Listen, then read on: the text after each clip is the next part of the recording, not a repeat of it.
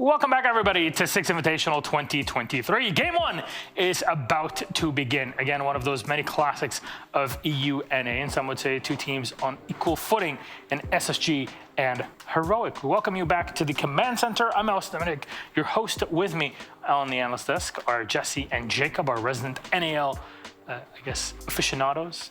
That's us. The experts on the North American League. We are paid to be that. As seen on TV. I guess you're not wrong. There you go. My grandparents do put me on their TV whenever I'm on, so. I've seen on one TV across the country. True. Jacob's grandparents. You know what? That's already way more than most people. I'll give you that. Spacestation versus Heroic. We'll turn our attention to our North American team in Spacestation Gaming to talk details about the squad. Very short introduction. At this point, everybody knows them. This is a team that's done quite a bit in NAL internationally. A bit of a rougher time this year, but your thoughts so far on them at SI? Wow, Spacestation Gaming, this is a team that I think a lot of people had high hopes for coming into this event. They got through the qualifier, beat the world champions to get here, but then the group stage, a total disaster, multiple 7-0s, 7-1s. They just could not find their footing against any of the top teams that were in their group. Koi, G2, W7M, they struggled really hard in this group stage. So now their first game in the lower bracket, they're looking to try to make a run and turn around what was a disastrous start to the Six Invitational. It's already going to be difficult because this is a Space Station team that no one expected to be nearly in this much of a hole, especially when you're coming out of the qualifiers. It felt like there's always a qualifier buff that whatever team comes from North America. Yeah. They're able to make a run, and in some cases they're able to win it because the last two Six Invitational winners from North America were the qualifier winners. But you gotta wonder what's going through all of the guys on this team's head, because multiple world champions have, exist on this team. The support staff is the exact same as it was when they won in 2020, and they have I'm sure they have the exact same pressure on them. When you do something as good as winning a world championship, you then start wondering in the back of your head every single day after that point, what does it take for me to get back to a stage where I am that good again, where I can prove that I'm worthy of lifting yet another hammer? And it's been 3 years of up and down results, and they haven't won anything substantial in what seems like a very, very long time, in spite of having all of that talent that exists on this team. And it's a really, really weird conundrum to try and sort out for Space Station. Well, maybe we can figure out from some of their answers, at least what they're thinking of what it takes to call next championship. This is not an ad. Maybe it'll be, no, it is definitely not. Demo sat down with SSG, had a chat with them. Let's see what they have to say.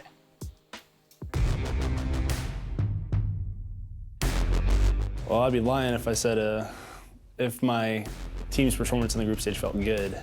It's been a pretty rough last couple days. How I'm feeling about the first playoff game, I think we got a pretty good group of teams that we could potentially play towards the easier side of the potential opponents. Us being familiar with Oxy obviously helps, and then Heroic, I feel like we had a pretty good EU team in our group, so kind of know what to expect with them. The main things we're trying to improve on from group stage to now is overall just teamwork and winning the rounds we should be winning. We put ourselves in a lot of close rounds, but we just can't find a way to close those rounds out. And then by doing so, we lose momentum, and then rounds start stacking against us, and then next thing we know, map's over and you're trying to reset. So we're really just trying to make it easy on ourselves by, in general, playing better. I think W7M is still the best team that I've ever played against. Those guys, matchup-wise, they match up good against us, and our map pool kind of overlaps in a really bad way. But bias, they are nasty. Preparation for playoffs compared to group stages, it's really not that much different. It just comes down to execution. There's nothing really wrong with the preparation. It's just a matter of what we're doing when you actually get into the lobby and start playing against these guys. It's just really all about execution and us executing better.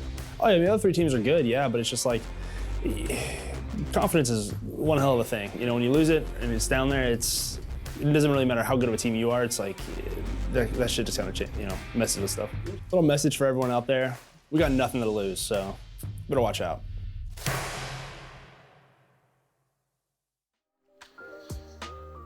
We got nothing to lose. I would beg to defer, because actually you have everything to lose today. You're out of the Invitational if you get knocked out by Heroic. So there's something to keep in mind, and I'm sure the entirety of SSG are getting ready for their game setting up when we see them on the screen as we speak. I'd like to turn our attention to their opponents on the other side. Heroic, our European team that fell to OXG yesterday, and we're wondering, is NA the bane of their existence, or is it just the attitude and the youth of the team backfiring on them, Jesse? Well, Heroic are obviously a squad that came into the Six Invitational with some issues, right? They weren't able to show up with the exact roster that they were hoping to. They've instead had to bring back Sloth onto the roster alongside Noodle, who has just joined this team as well. So they're obviously a team that don't have the most experience playing with one another. But I have to say, they impressed in the group stage. They really did upset some teams that people didn't think they were going to be able to take down. It's unfortunate that yesterday they struggled so hard in their upper bracket game against Oxygen. It started off all right. They were competitive on Chalet. They fell to pieces on Clubhouse. Didn't find a single attacking win on that map. Felt like their mental just got away from them. And I think this is going to be the true test of, do they have that mental to bounce back, or do they just not deserve to be here? I had a really long conversation with Mr. Officer yesterday, and that conversation was mostly talking about coaching ideology and what happened during that timeout. It's not to say that Heroic are completely torn to shreds by their own mental state, but there are some things about this team that have to be taken into account, especially considering the youth and the inexperience on LAN of a lot of these guys. Even though they've been to a couple in the past, they've never been able to make a sufficiently deep run.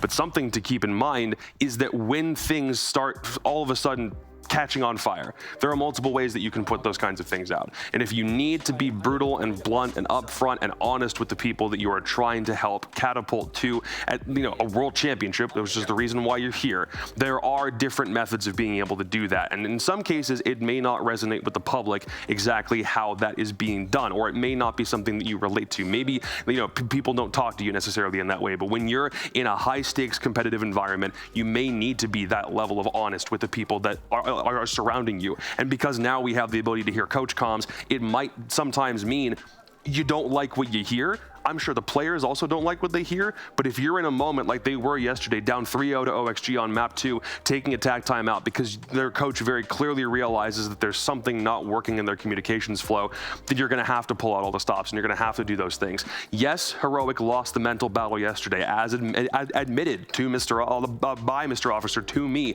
That was their biggest problem. But if they're able to overcome that kind of thing and actually have a good turnaround from that series into this one, they're hoping that they'll be able to really put the Jets on Space Station.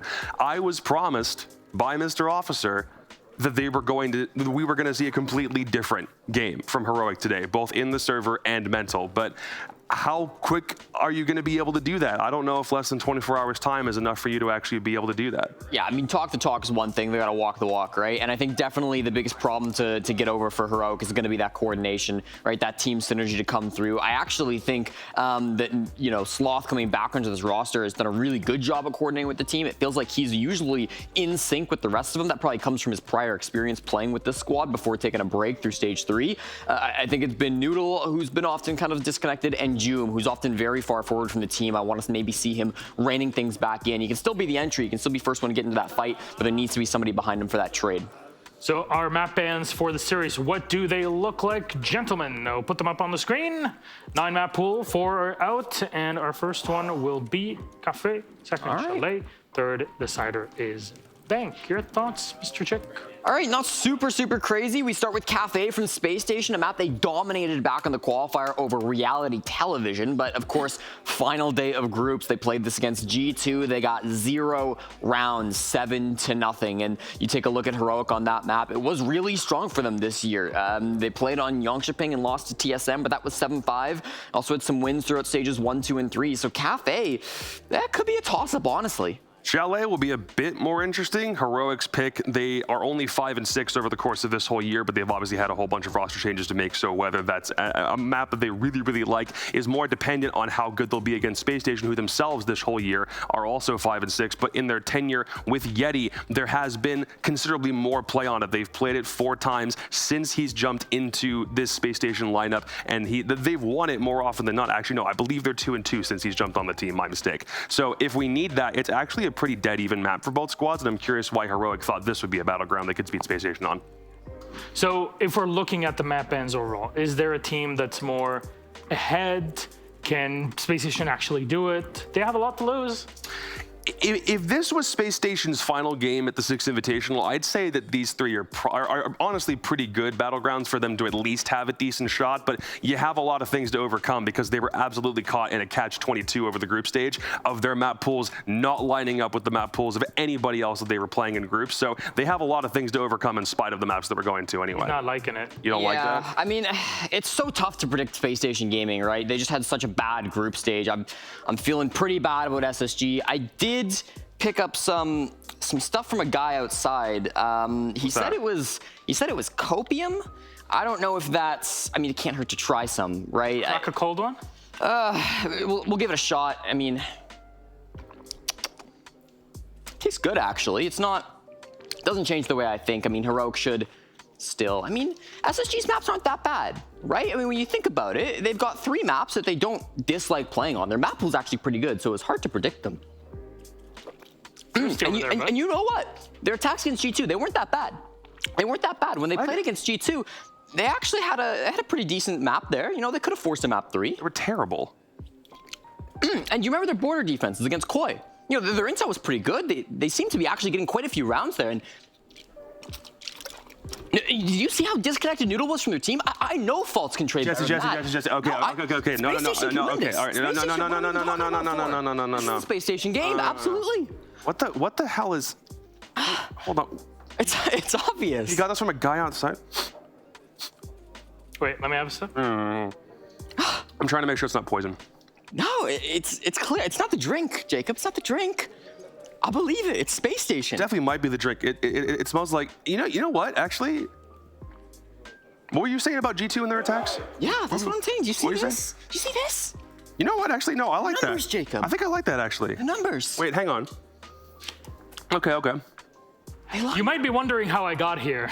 They line up. You know what? I like that. You know what? In spite of Space Station had a whole bunch of categories that they were Suddenly, Space Station might win this game. cold places in North America. They might win this game. How does? Yeah. Well, Get us into the game. for Space SSG Station. versus her. it's pretty good. Saves. This is the best map pool they could have had.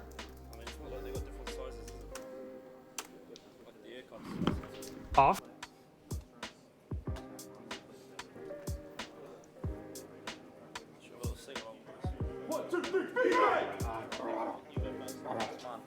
All right, everybody, welcome. And it's time for our very first matchup of the day. It's time to say goodbye to some of these teams. Yeah, I cry. it is a sad I time. cry because we're going to lose some of these teams, Nick. 6 of them today alone. 4 tomorrow after that. No. No. I just like seeing them here. I don't want to say goodbye. I'm not ready. Space Station enter with one of the lowest amount of rounds and maps played of any team still currently at the tournament. Yes, that's correct. As the desk talked about before they started drinking a copious amount of copium, Space Station have been blown out through most of the groups, and they limped their way into stage number 2. Well, they got a big test ahead of them. They're going up against Heroic. Heroic was in action yesterday. And of course, there was that infamous clip that went around of Mr. Officer yelling at June. He promises that there's going to be a different game. Well, we'll be the judge of that. Oh, You seem to agree. The community favoring Heroic over Space Station. that is. I didn't think that we'd see Heroic, which, you know, they've gone through so many roster changes, etc., new players, and then you have SSG, who's won a world title just a few years ago, and now we see Heroic being favored in the fan vote on this early morning here in Canada. Operator bands are going out. First map is Kafe. It's picked by SSG. Ying, the first operator to fall, followed up by the Nuke on defense. SSG banning out the Valkyrie as well. Intel being denied from Heroic. Oh, by the way, happy Palentine's Day, pal. Oh, don't do me like that, Parker. All right, that's all I had. I just wanted to say that. Now we're going to move on. All right, Azami's the last operator band. You know, you and I spent last Valentine's Day together as well.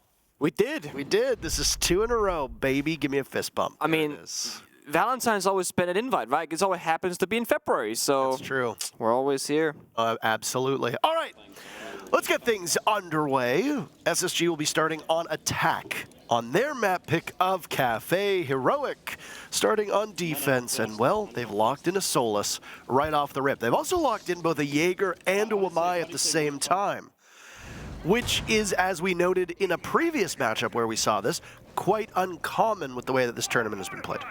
What isn't uncommon is the Ying ban from Heroic. SSG, they tend to bring out the Ying when nothing else is working. I saw this wonderful meme on Reddit, like during the group stage, that was SSG was like terrible attacks and having to crouch the Ying, but then like Ying is banned, so like they just have bad attacks essentially. Now SSG, we saw the interview with Yeti, they've been working on teamwork and maintaining that confidence through these best-of-3 series, not counting themselves out after a couple of bad rounds or a first bad map, for example. The Ying shouldn't be the defining factor for them as to whether they're going to win or lose these attacking rounds, but it sure is going to be more difficult not having one of their most comfortable operators available to them. Yo, absolutely. Ying is a very strong operator on about half of the maps at the present moment, for a number of reasons, not just the Candelas, but also that secondary hard breach. This was something that we mentioned in the Oregon map that we watched yesterday, because she provides value from both pieces of her utility. You can actually forego a hard breacher entirely if you want to attack the basement of Oregon, because Ying is that good. Now, obviously, Kafe plays out very differently. Extremely linear map, but you still can use those secondary hard breach gadgets, especially if you're attacking this upstairs bomb site. You can use them on the wall, leading into Ticket, into Piano. So not having her means that, well, in terms of secondary hard breach, you don't really have anything going for you. You're just going to use regular old stinky hard breach, which is exactly what Bosco is doing. Stinky hard breach. The Solus usage right now can find those air jabs from the Nomad for the runouts, the Claymores, and of course those pre-placed drones to cover any of the peaks from the garage or the first floor doors. SSG with a stable passive setup, bringing out the Nomad to stop Heroic from going offensively against them. With the Asami ban, Piano is much more difficult to play. Uno there in the front gets a C4 kill onto Rambi. He's going to aggress forward, looking for more. So they wanted a different Heroic, and that's a pretty good start for a different look of this Heroic squad. Yeti now on Repel with Fultz right next door. A grenade to go in, but they hear it. A flashbang just to distract, and Sloth could go for a run out right now. There's the air jab taken care of, and he'll toy with that doorway. Runouts now are detected after half a second or a second or something along those lines. It's very, very quick. Yeah. Imprecise, some would say. Sloth thinks better of it, and back deep into the map he goes. But it's Uno for the jump out. He's a bit too slow on Yeti, and SSG is on the board. Yep, Uno opting not to dodge that grenade toss that might have followed up afterwards. But the thing is, that was the last grenades from SSG because Rambi died to Uno's C4. That means he could have just stayed in that corner, but instead went offensive. And Hot and Cold is dropped. Red Hatch picks up his second kill for SSG. Both he and Yeti are the two players carrying the load at the moment. Secondary utility right now for Space Station, solely in the hands of Bosco. Outside of that, you're going to just work with whatever gadgetry is still remaining in the guns that you have in your hand. This round has flown by.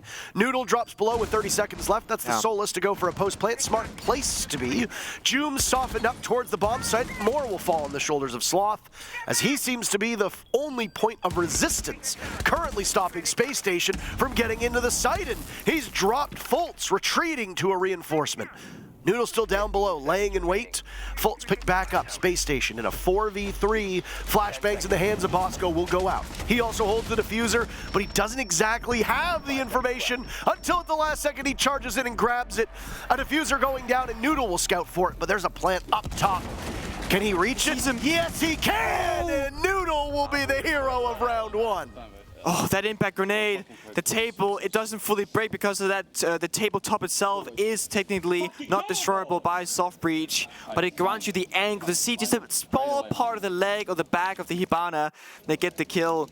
Heroic, when Noodle makes the call to go there below with the Solus at 30 seconds with one impact in pocket, it's important that Joom and Sloth, they play passive on the bomb side. And the thing is, SSG, they read it perfectly. They throw those last 3 flashbangs out and they go on the offense. They get those 2 deep kills to go deep into the bomb side. Nobody had time to drop down below. They need all that man pop up to ensure those gunfights went in their favor. Heroic, they clutch out the first round. It's very close. Have a quick technical timeout right now, not a tactical one at that. Uno's aggression on the window and Piano, questionable. And I think it comes down to the fact that, again, he did not know how many grenades were left in the pocket of SSG. If you know there's no nades left, you can just stay in the corner of Piano, no one can kill you, and Slav, he had gone down Bakery double door, gotten rid of that air jab. If anybody repelled on the south side of Piano windows, he could just run out that Bakery door and get a free kill. They can basically bait around Uno's position, but instead, SSG, they get Piano control, things they snowball from there. That timeout was taken for the observers, by the way. That was not a team timeout. That was a tech. Observers also get timeouts? Observers have rights. Okay. I just want to point out that I love all of our observers working for Rainbow Six Siege. They're basically a part of the talent group. We hang out with them every single day. Great people. He's blaming the technology for his Of course he is. Never mind. You know what? Observers are woke. Just take the blame, man. Wah, wah, wah. Observing this match is Medics, one of the 2 EUL observers. So, just in case you're curious. Or want to blame somebody if you feel the observing isn't good. Oh boy. Mining bomb site. This one is a difficult one to pull off without the mirror, but mirror is available to the defending team. That's why it's going to be brought out. The pulse, the castle, and the mirror, the 3 main core operators of this bomb site. Uno, the single sole IGL for Heroic, doing 95% of all the communication for the team, leading these young gunners plus Grizzly into the fray against SSG. He's going to have that cardiac sensor, info down below. C4 in pocket from him and Noodle, they can work together. As you see, they know this. They're playing from outside the building, taking a slow approach, trying to get the first initial step secured, but denied so far by Heroic, killing those switch drones, not losing the mirror window control. I think the win condition for SSG today is Rampy. And I'm going to say that because time and time again, Rampy has struggles with consistency, struggles with showing up, and it's not just that he's another normal player on Space Station. He's so pivotal. So is Bosco too, but Joom decides to swing, gets the pick. Rampy trades it back. But that's your hard breacher gone. Space Station, no access to hard destruction now that the ace of Bosco is off the board. The aggressions from Joom, Heroic, I mean, they've said it many times, they just want to believe in themselves, take these gunfights aggressively, and in doing so, they trade 1 for 1, but it's ace off the board, no hard breach for SSG. C4 gets tossed out, it does no damage towards Rampy, who's going to start breaking this floor apart and applying pressure onto Uno down below. Again, back to Rampy. Rampy's consistency issues on Space Station have been well noted. He's one of the 2 main points of entry alongside Fultz more often than not. SSG falling by the wayside right now. Uno throws out a desperation C4. Rampy tries for a trade yet again. He does so. This round from Rampy. It hasn't been his problem that Bosco and Hot and Cold have wandered in without droning the site, but he's able to keep it close. Yeah, the 30 seconds left, so SSG got a storm next to bombs. They don't even know where they're getting shot from. It's a wallbang from Grizzly across the map. Heroic are continuing to trade out in very favorable numbers here. Nick, Rampy walks right in. They don't clear the corner. Noodle shuts both of them down, and Heroic are up 2-0. That's an issue with drone economy and time on the clock. This slow roam clear really punishing SSG in the late stage of that round. And I think you put it perfectly, Parker. The issue wasn't Rampy in that round. He's doing his job as Sledge up above, but his teammates are falling apart around him. They had a good read on Uno. They had the yellow ping. The nade was chalked on out, but I think there was a bit of miscommunication. It seemed like when Hot and Cold walked in library, he was expecting Uno to be tucked behind that fallen over bookshelf on that default plan position. He wide swung, not even really shooting back against the UMP. So it looks like miscommunication. The information was technically there, not conveyed correctly. Kitchen bomb site. That famous... Still throws me for a loop. Yeah, and it's like, some people call it basement, like I used to do myself. I'm trying my best to call it the first floor, the bottom floor of the map rather. But yeah, kitchen. 2 ways to play it. Hard on the roam, trying to just get kills, play aggressive, or play that more kind of early stage roam, fall back as quick as possible, have the 5 versus 5 on the bomb side. SSG with a great adaptation here, attack and repick. Both bring out the Bok and the Sledge. That's going to speed up the process of both roam clearing because of soft destruction, but also destroying the floor vertically, leading to the bomb side once you establish that control. And Hot and Cold, with that stable Munty pick of his, is going to make things even more difficult for Heroic. Here's my question for you. Okay, shoot.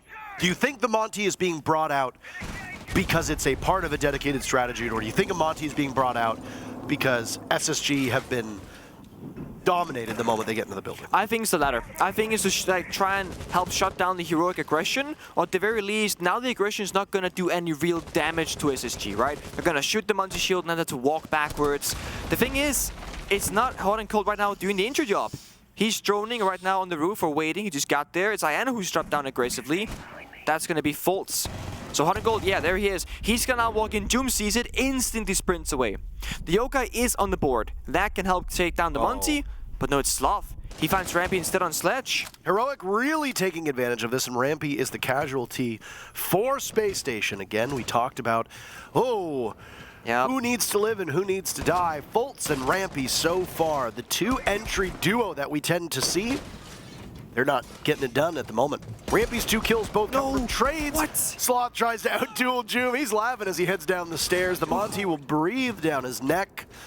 No amusement on the face of Matthew Stevens as he is now in hot pursuit. Yet he gets a pick to equalize the numbers into a 3v3, half of the round to play out. Still, Heroic's remaining players all seem to have consolidated around the bomb site. There's still smoke on the board, as well as the Echo, with the Yokai very visibly in play. I thought it was going to be a team kill there for Heroic, but it was actually Hot and Cold getting that ADS pistol kill. Beautifully played from him, a high risk that was to take. And Heroic indecisive on the roam, and this is one of the problems for them. Uno is the sole Agilis on the bomb side. He cannot make the calls for his roamers, and they're kind of circling back and forth. Do we 2v on the Monty or not? Again, SSG, they capitalize beautifully with that information. Uno, no one is there to help him, and Hot and Cold finds another pistol kill on the bomb side. This is what happens when you allow the Monty to take up more and more space. He now has clear entry towards Freezer as it's been bucked out by Bosco. Diffuser in the hands of the Monty, who will likely go for a backwards plant by the bomb site. Yeti cutting off a rotate to go from Prep, or Small Bakery rather, all the way over. Grizzly will have to go through Prep in order to get back in, unless he wants to go with the rotation that was created. 20 seconds remaining, and I believe the jig might be up on that Yokai. Both blasts will go, and Grizzly decides to go for the area where the air jab is. He'll be knocked over if he continues farther up towards Whiskey. He knows that there's somebody inside.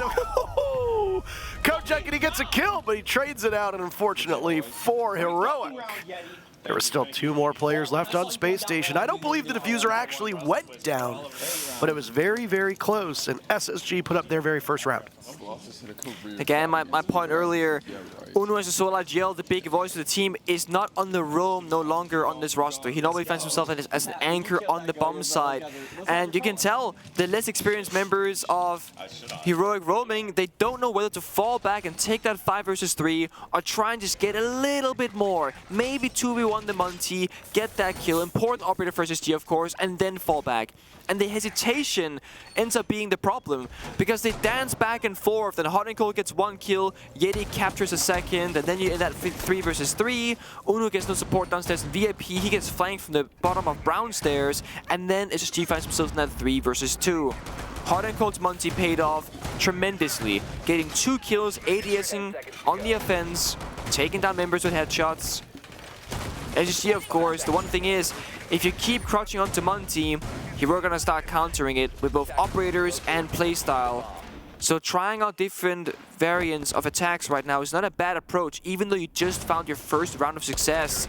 Noodle goes on the offense. Oh, and gets shut down by Fultz. Almost losing his life in the process, but value here.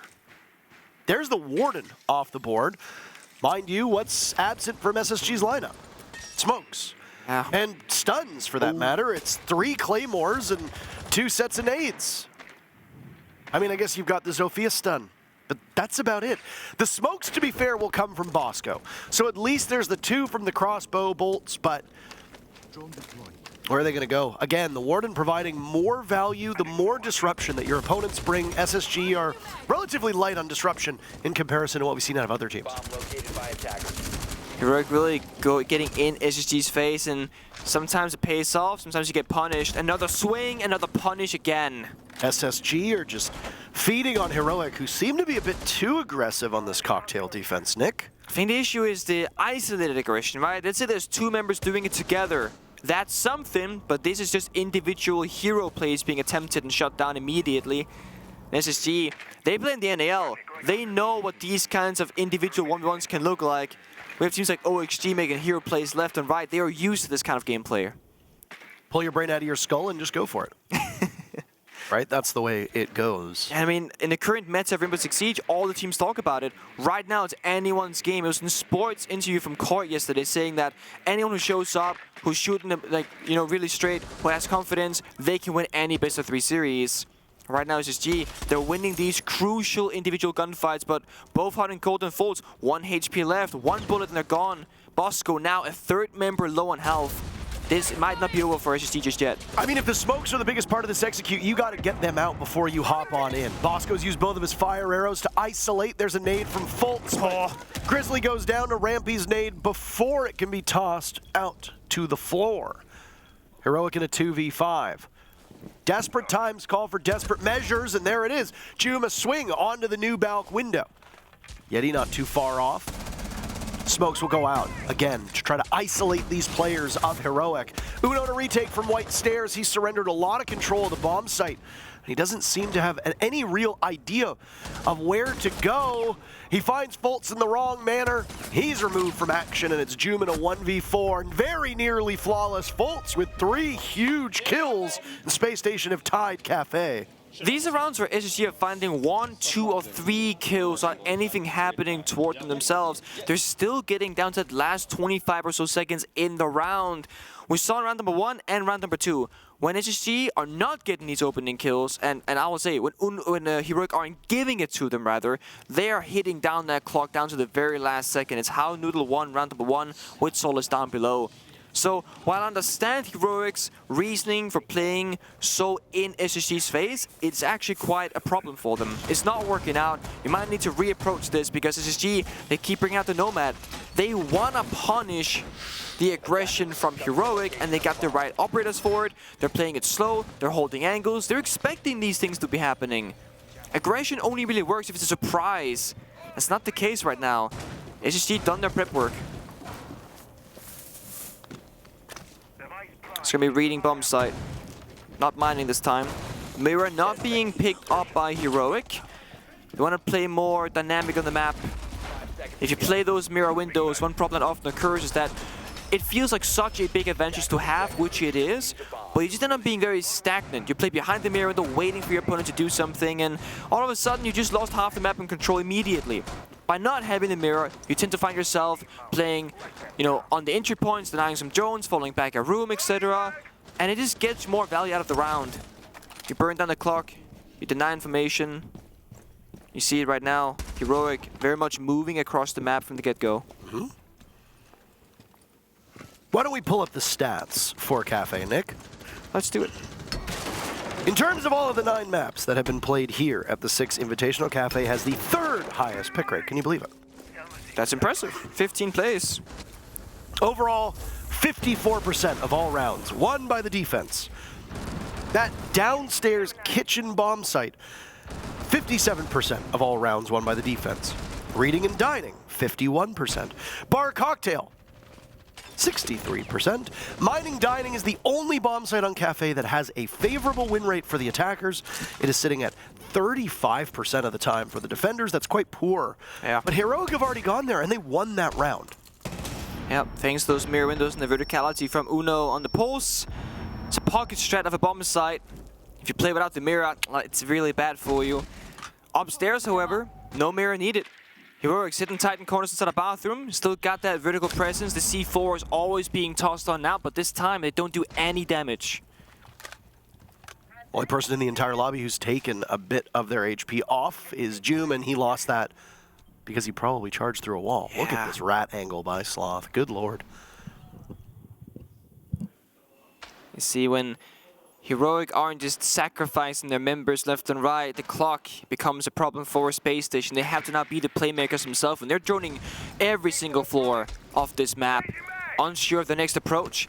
It seems that they're going to opt for a horizontal take, not really take top floor in control because it seems too difficult. Oh, Sloth in that rat position. Down goes Fultz. SSG in trouble with 45 seconds left. Sloth still has that hole in the wall to be able to get through. Where is he going to go? He sees the corpse, or rather should see the corpse of Fultz, but SSG answers back. They find their footing. Hot and Cold and Rampy pick up 2 big picks. There go the Capcan Traps. No way. No way. Grizzly pops up, takes down Bosco, but drops to pillars. Yeti is in that position. Because of the numbers for SSG, they can stick somebody on flank watch. Not just the Nomad, but somebody actually there to do it. Sloth retakes, and inside a train equalizes into a 2v2. Diffuser picked up by Hot and Cold. He'll go for a plant. He's got some cover around him. Rampy will need to watch. Is he in position to stop this? Hot and Cold off of the plant as they hear Uno charge right in. Sloth stops it, still playing in pillars. How did nobody contend with Sloth, who spent the entire map in the same spot? Right plays, baby. I will say Heroic in that 2v2, understanding that when you're planting, there's only one gun active from SSG, and Rampy up above has to choose between the bomb side door of library from dining and the pillar door to bomb side. It's at 50-50, and either way, whatever angle Rampy chooses, the other one will push up on, should kill the planter, and we're basically on 0 seconds, 0.5. So Heroic again, the clock, they're using it. In 2 out of 3 of the round victories, it's SSG being too slow to the punch, not getting to the bomb site in time, and it looked like they didn't have like a clear objective in mind. SSG, they started top floor, they figured, okay, too difficult to take. They get a kill into Doom inside of 90, in Piano, that's great, but they don't advance throughout. They go downstairs instead, sure. And then Sloth C4 gets a kill onto bottom red stairs. That's a problem. Then they kind of just walk around the map with that last Dogobi phone call. They find a kill, but then the issue occurs. Heroic, Sloth and Noodle, they're just moving around the map constantly, keeping SSG guessing as to where they're going to be playing at. No drones left, no time to spend them, quite honestly. They get punished. Heroic actually playing quite well together for once. That's been one of the biggest problems. When Uno isn't there to lead the team, they're just kind of running around without coordination. It looks better today. C4 looking for a cheese kill. Hammer goes out. C4 gets tossed towards the next hatch, and it finds 1.5 member. Rampy almost reduced to atoms from that blast, but again, the hard breach is the first to die for Space Station. Yep. SSG are having big struggles getting into this building. Heroic, through these rounds, have either gotten the first blood or traded 5 of the 6 times. They've only traded 1 time. So that means 4 of these 6 rounds, Heroic have had a substantial advantage in numbers. That one person is substantial, especially when it's your Nage and soft breach in Rampy or your hard breach in Bosco. That puts SSG in such a bad position for the remainder of the round. The fact that SSG was able to recover one of those rounds is impressive, but they've got to do it again here in order to keep it into a 3-3 half. I was gonna say 4-2, not about half for SSG, but these rounds, they're not always as close as they should be, arguably. Hot and Cold finds one below, looking for a second, but Noodle punishes him immediately. Rampy is still basically mortally wounded at this point too, so there's no nitro cells left, there's no impacts left, it's just gonna be a stray bullet or so. Yeti punishing Noodle, playing inside a back bar. Uno isolated as well. Suddenly, SSG have closed this gap and then taken an advantage themselves. Say what you will about surrendering that first pick, they're good usually through the mid-round. Yeah. Previously, they gave up the first pick, round number 5, lost it in the dying seconds of the round. But through the mid-round, SSG were pretty good. It's shoring up those first couple moments and the last couple moments that SSG need to focus on. The drone work, helping them get those kills, and now SSG, they got the man advantage, slowing things down, using their last piece of utility to try and get another kill, some damage onto Doom. But he runs away. Simpiana holding that Scala position. Falls with +1 on red stairs, has to make an entry towards Cigar. That's going to be the attacking side from SSG. Flashes go out all around him. Hope you don't have tinnitus, friends. Rampy with the diffuser now as Bosco and Hot and Cold, the 2 that tend to plant the most, are gone, but Joom exploits a blind spot and finds 2 huge kills. Leaving Rampy is the last one left, but Joom will shut the door. What are you doing, man? What are you doing? What are you doing? Indeed. You're AFK the whole round. 4-2 Heroic, that's the first half in the books. I mean, You broke down the numbers, Parker, in terms of defensive win rate. The 4-2 side swap is expected. Kafe sitting on that. 54% defensive win rate overall. So, numbers-wise, not a bad start for SSG, and starting Kafe attack early morning as your warm-up, if you will, is one of the most difficult places to start. It's a very difficult map to enter, as we see. The spawn peaks, the C4s, the hatches, having to work vertically from top floor all the way down, fighting the C4s, vertically, fighting guns horizontally. SSG, one of the best teams from North America, in my opinion, when it comes to defensive setups. Making it as difficult as possible for the enemy attacking team to pick anything apart. They're gonna start with this mining bomb site. And again, this bomb site, statistically, the worst for defense. But it all comes down to execution, how you set up these bomb sites. They don't opt for the mirror, which is a surprise to me. But they got the solids downstairs, that can give you information. They have one C4, the Capcan traps, they're gonna start top. So SSG, essentially, they're playing all 3 floors on this bomb site. It's going to be equally difficult for Heroic to find any entry point on their attacking side. What can they accomplish? That is the question. First half, by the way, saw every single bomb site get played. Nick, Cocktail was played the most 3 times, but we saw 1 mining, we saw 1 kitchen, and we saw 1 reading. SSG likes to go to all 4 of the bomb sites on this map as well, so I wouldn't be too surprised if we see them all emerge at least 1 time. It really is dependent on how this map goes, because if Heroic wins the next 3 rounds, we don't even have time to see all 4 of the sites. In terms of first bloods, Heroic, 4 first bloods, 1 draw, SSG, 1 first blood. No real objective play, though there were a couple rounds where it got really close. Both SSG and Heroic, they love getting out that diffuser, but it's not really being allowed in this game so far. Gunfights have been the main priority. It's been Heroic forcing it, and SSG having to deal with it time and time again. Equally slow round from Heroic so far. Just injured Cigar is the first part, the first room that you will find yourself in after dropping that red hatch. Bosco is below, has a C4. Not a lot of information to work off of from SSG besides the Solus gadget. They will swing with their guns instead though. It's an injure, not a kill. And Falls, he can't confirm it. He'll drop.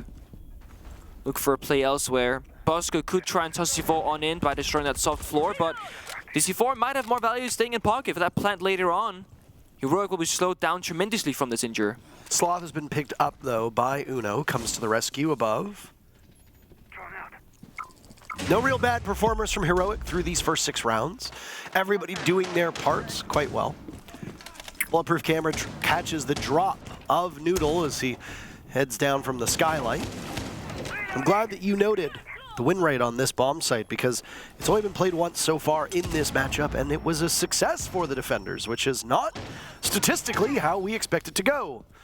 That said, operator bans, the way that the teams play, familiarity with the bomb sites all make a big difference and completely change the win rate for a lot of these sites. Yep.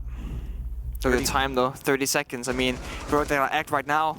There's the first pick. What little was left of Sloth meets its maker at the hands of Hot and Cold. Hot and Cold having an impressive map, but he's punished by Grizzly. A grenade goes out as Joom dodges it. That's the magnet showing its value. You wouldn't know that we only have 15 seconds left in the round with how slow these teams are taking it, but SSG doesn't need to engage too much. They decide to on Joom, they lose it. They've also lost control of Dining. Heroic have 2 kills to their name. Bosco with 1, but they need to stop this diffuser from being planted. Yeti plays the clock, waiting for Bosco to get in. Diffuser goes down, and in the post plant, Yeti reduces it to just Joom. Yeti will hop on. Joom from below to try and seal the deal, but Yeti's gonna stick. Does he know it? Yes! Oh, Joom gets them both! Are you kidding me? A heartbreaking end to that round for Space Station, and Lycan immediately calls the timeout. That's not supposed to happen. That should be a guaranteed round victory. Like, when Joom drops with 1 HP, that should be a done deal.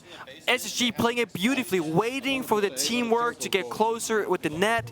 Yeti could have taken the 1 versus 2. He lets the plant go down, gets the 2v2 instead, swings at the right time. Before they get any. We just slow down, we work what ops we have with the objectives, and we win the rest of these. All right. All right. Let's make sure, like, we play smart, and we know where they want to go, and we use the ops that we have to be able to win the round the right way. Let's go, boys. We got this. Yep. No sweat. Shake that round off. That was blue crown, guys. That was their Christmas present, though. That's what God. Just can't make that shit up. You stabilize. You stabilize at 20,000 feet. Let's run it back, do the mirror one. Okay.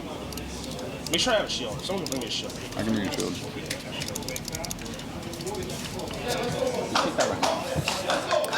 It's the right minute to have.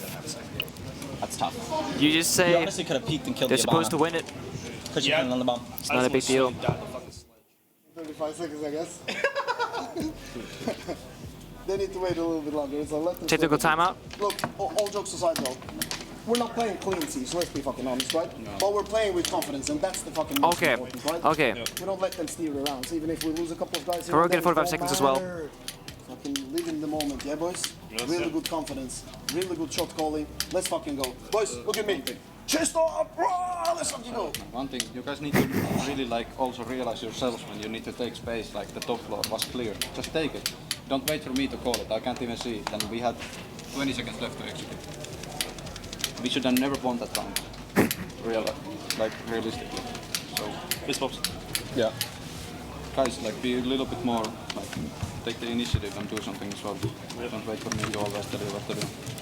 Let's go, boys! Yeah, so basically we just got 2 tactical timeouts. I believe there was an issue with Mr. Officer's microphone, so SG, they had theirs. Rogue was like, damn, we can't have ours, so we got an extended one. That meant that SSG, once Lycan finished talking after that first 60 seconds, SSG could no longer talk to their coach. Then Heroic got their chance afterwards. Both teams, of course, getting it. So SSG, Lycan, very vocal actually in this tactical timeout. Yep. He's received some criticism or some feedback that he doesn't say a whole lot and he's not the most like motivating figure. Not every team needs that, however. Every single coach has a different approach to things. Every team needs different things from their coach. But Lycan did have a lot of words of encouragement, and also SSG recognizing that that's a free round. They basically won it, they played it well, but it just didn't go their way. And Heroic, same story. Uno saying we should have never won that round realistically, but we did. This is the free one, boys. And again, Uno having some issues with the communication, saying, I can't see what's happening across the map. I need you guys to take control and take that map if it's free. Don't wait for me to make the call.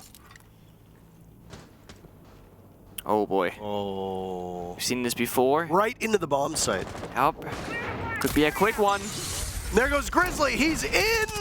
And Bosco with the very first kill, but Grizzly's got one, and now they'll watch from behind. Uno tries to barrel in as well. Down he goes. This is just an absolute brawl, but it might be over before it's even started because with 45 seconds off the clock, it's just Grizzly left alive.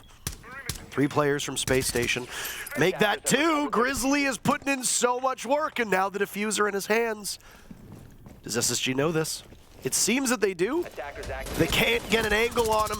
Instead, Grizzly will pop up. He needs better target prioritization. He tried his best. An abundance of kills, but Space Station stop him in his tracks. Just got back to the site. That could have been a dagger through the heart of SSG if that round went in favor of Heroic. They're up 6-2 in humiliating fashion for Space Station after taking their time out, but does not work. It seems like the approach there was to fake the execute on dining, but actually hit the mining bomb site instead. That's where Uno was with the Capital, the smokes, but the moment Uno jumped on in, immediately pre-fired through the smoke, got shut down, defused on the ground. Still smiles in Heroic's faces. Tried something cheeky. SSG, though, weren't as spread out as on the previous round because of those mirror windows. When you tend to play the mirror, you find yourself holding those areas because it's a comfortable position to be in. There were 3 members on the first floor from SSG, when they're in reality, or in theory at least, should only have been 1 or 2. Heroic, they were gambling on those numbers going their way. It didn't.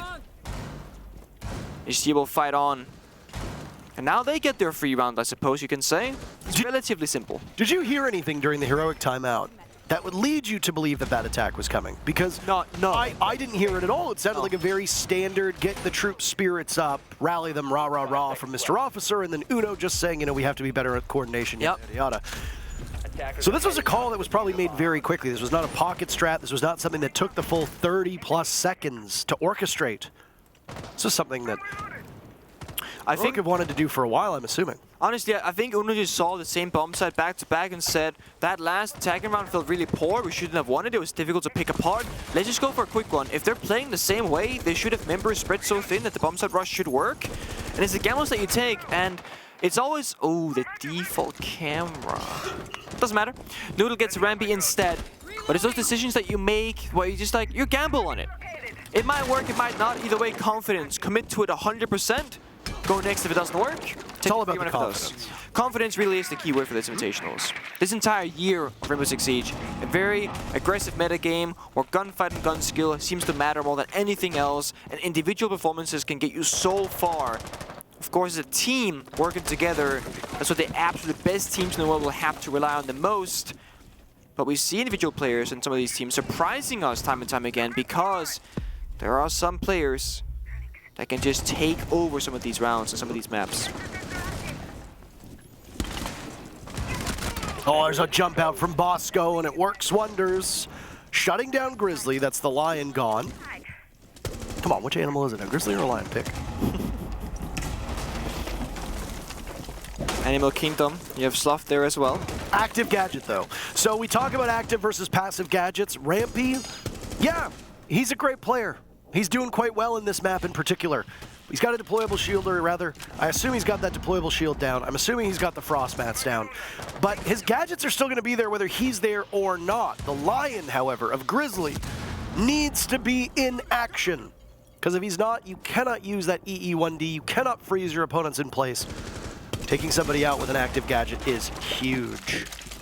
It certainly is. Heroic much faster this round. They've taken full top floor control. Noodle looking towards that first floor as well. Impact's going out, doing a little bit of damage towards Sloth in the vertical, but not really a big deal here. Noodle looking to strike up either brown or white stairs for a flank. 40 seconds left. It is a reading bomb site. That plank will start getting put down soon, as that vertical control is heroics. And Fultz gets spotted by Joom, who now wants to engage with Yeti. Noodle from below, they pinch. Down goes Yeti, but Hot and Cold trades it back. Both Joom and Noodle can be such potent threats for this heroic squad. Still 3 players remaining for heroic. SSG in the final 20 seconds now to prevent a match point. Hot and Cold goes crazy. And now it's Botsko versus Sloth in a 1v1. Is it Botsko or Boss Goat? Pick your poison. Sloth spotted out, and it's Boss Goat indeed, keeping it close. 2 rounds in a row for Space Station. They're close to tying up the map. Surprised they didn't just offer the plant their default. Instead they go aggressively trying to find that last pick that they think they needed. Time out from heroic. You don't need it. You could have planted immediately into the fucking raiding. Immediately. Yep. If you guys want to do those plays, you make sure you win them. That they're like 100% you win them. If we're attacked on Kafe, we can't take times to take unnecessary risks. We would have won it by just doing our default to them. Uno basically said exactly what I was gonna say. Also, be a bit careful of like getting mana advantages. You're stressing a bit too much to like get the end goal. There is no point. Round by round works, okay? Yep. Look. Don't lose fucking confidence now. You still need that confidence. Put some more positivity into it as well, okay? Let's not be too fucking negative. Okay, boys? Are you with me? Yep. Let's fucking go, guys. This is our game. Yeah, Uno immediately just recognizing the same thing where the plan is pretty free. You're going through Pale Door, default library plan, you got vertical control, no one can stop you, no C4s, no toxic babes. Just make sure we have impacts, we're good. I'm not using impacts for rotates. Yeah, I like that map. We keep that car. Listen, don't reinforce the car wall. SSG going over their defensive setups, which walls to reinforce, which ones not to. SSG's strat pool very deep. They have a lot of, what's the word? Alterations of the same kind of setup. They got the mirror, the non-mirror, the castle, the non-castle. And it's very small things to keep track of. Which exact walls to reinforce, even from what side, because as you know, the mirror windows can only be put on the front-facing side of a reinforcement, not the back. So if somebody screws up that reinforcement, the mirror window cannot be put where it's supposed to be going.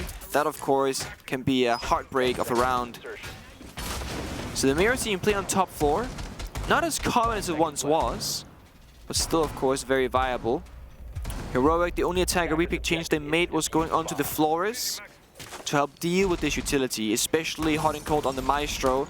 those Evil Eyes can be so difficult to deal with. They do a lot of damage to both players and the drone economy throughout the whole round. It's going to be a piano-oriented attack from the west side from Heroic. A default attack, if you will, the expected one from SSG. Again, very little strategy discussed during that Heroic timeout. It was more about mental. I hate to harp on it because it's been talked to death already, but yesterday's timeout between Heroic and its players, or the coaching staff rather, Mr. Officer and the players, really did show that the mental battle matters a ton.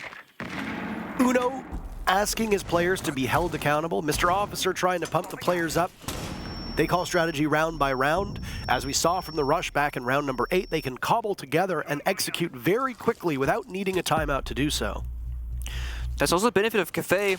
It's very linear in the attack inside, right? You're going to start on one side of the map and just either go down or go over. So Uno as an IGL, he can make these calls on attack because he's going to be in the middle of the battle, whereas on the defense, he's anchoring and the roamers are fighting SSG alone.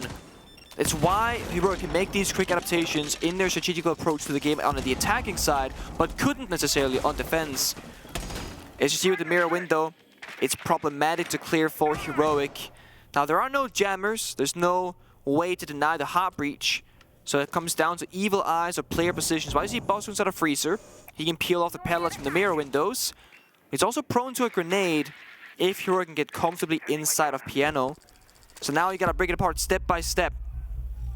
Clear out the player, clear out the utility, then go for that side setup plant. Window gets opened up, force love, nade goes out, that's one Evil Eye gone. Another nade in his hand. Fultz, the first one in the action, but a nade goes down, and oh, he gets away with a tiny sliver of HP, and he's still fragging from this position. Two players, they find their end in this round at the hands of Fultz, and nobody from Heroic can do a damn thing about it. Can actually clear that mirror window from just going cocktail window rappel and shoot the canister. It's risky because of jump outs, you need a person to cover, but Heroic could have dealt with that in an easier way, I'd argue. Goes for nades instead, maybe try and fish for a kill, but did not work out for them. Attackers have recovered their diffuser. Grizzly's drone over to White, gets shot away, but he knew somebody was there. Looks to pallets at the wrong moment. The wood distracting Grizzly. Hot and cold down now as well, and Sloth finds himself in a 1v5. Make that a 0v5. Flawless round, a huge one from Fultz.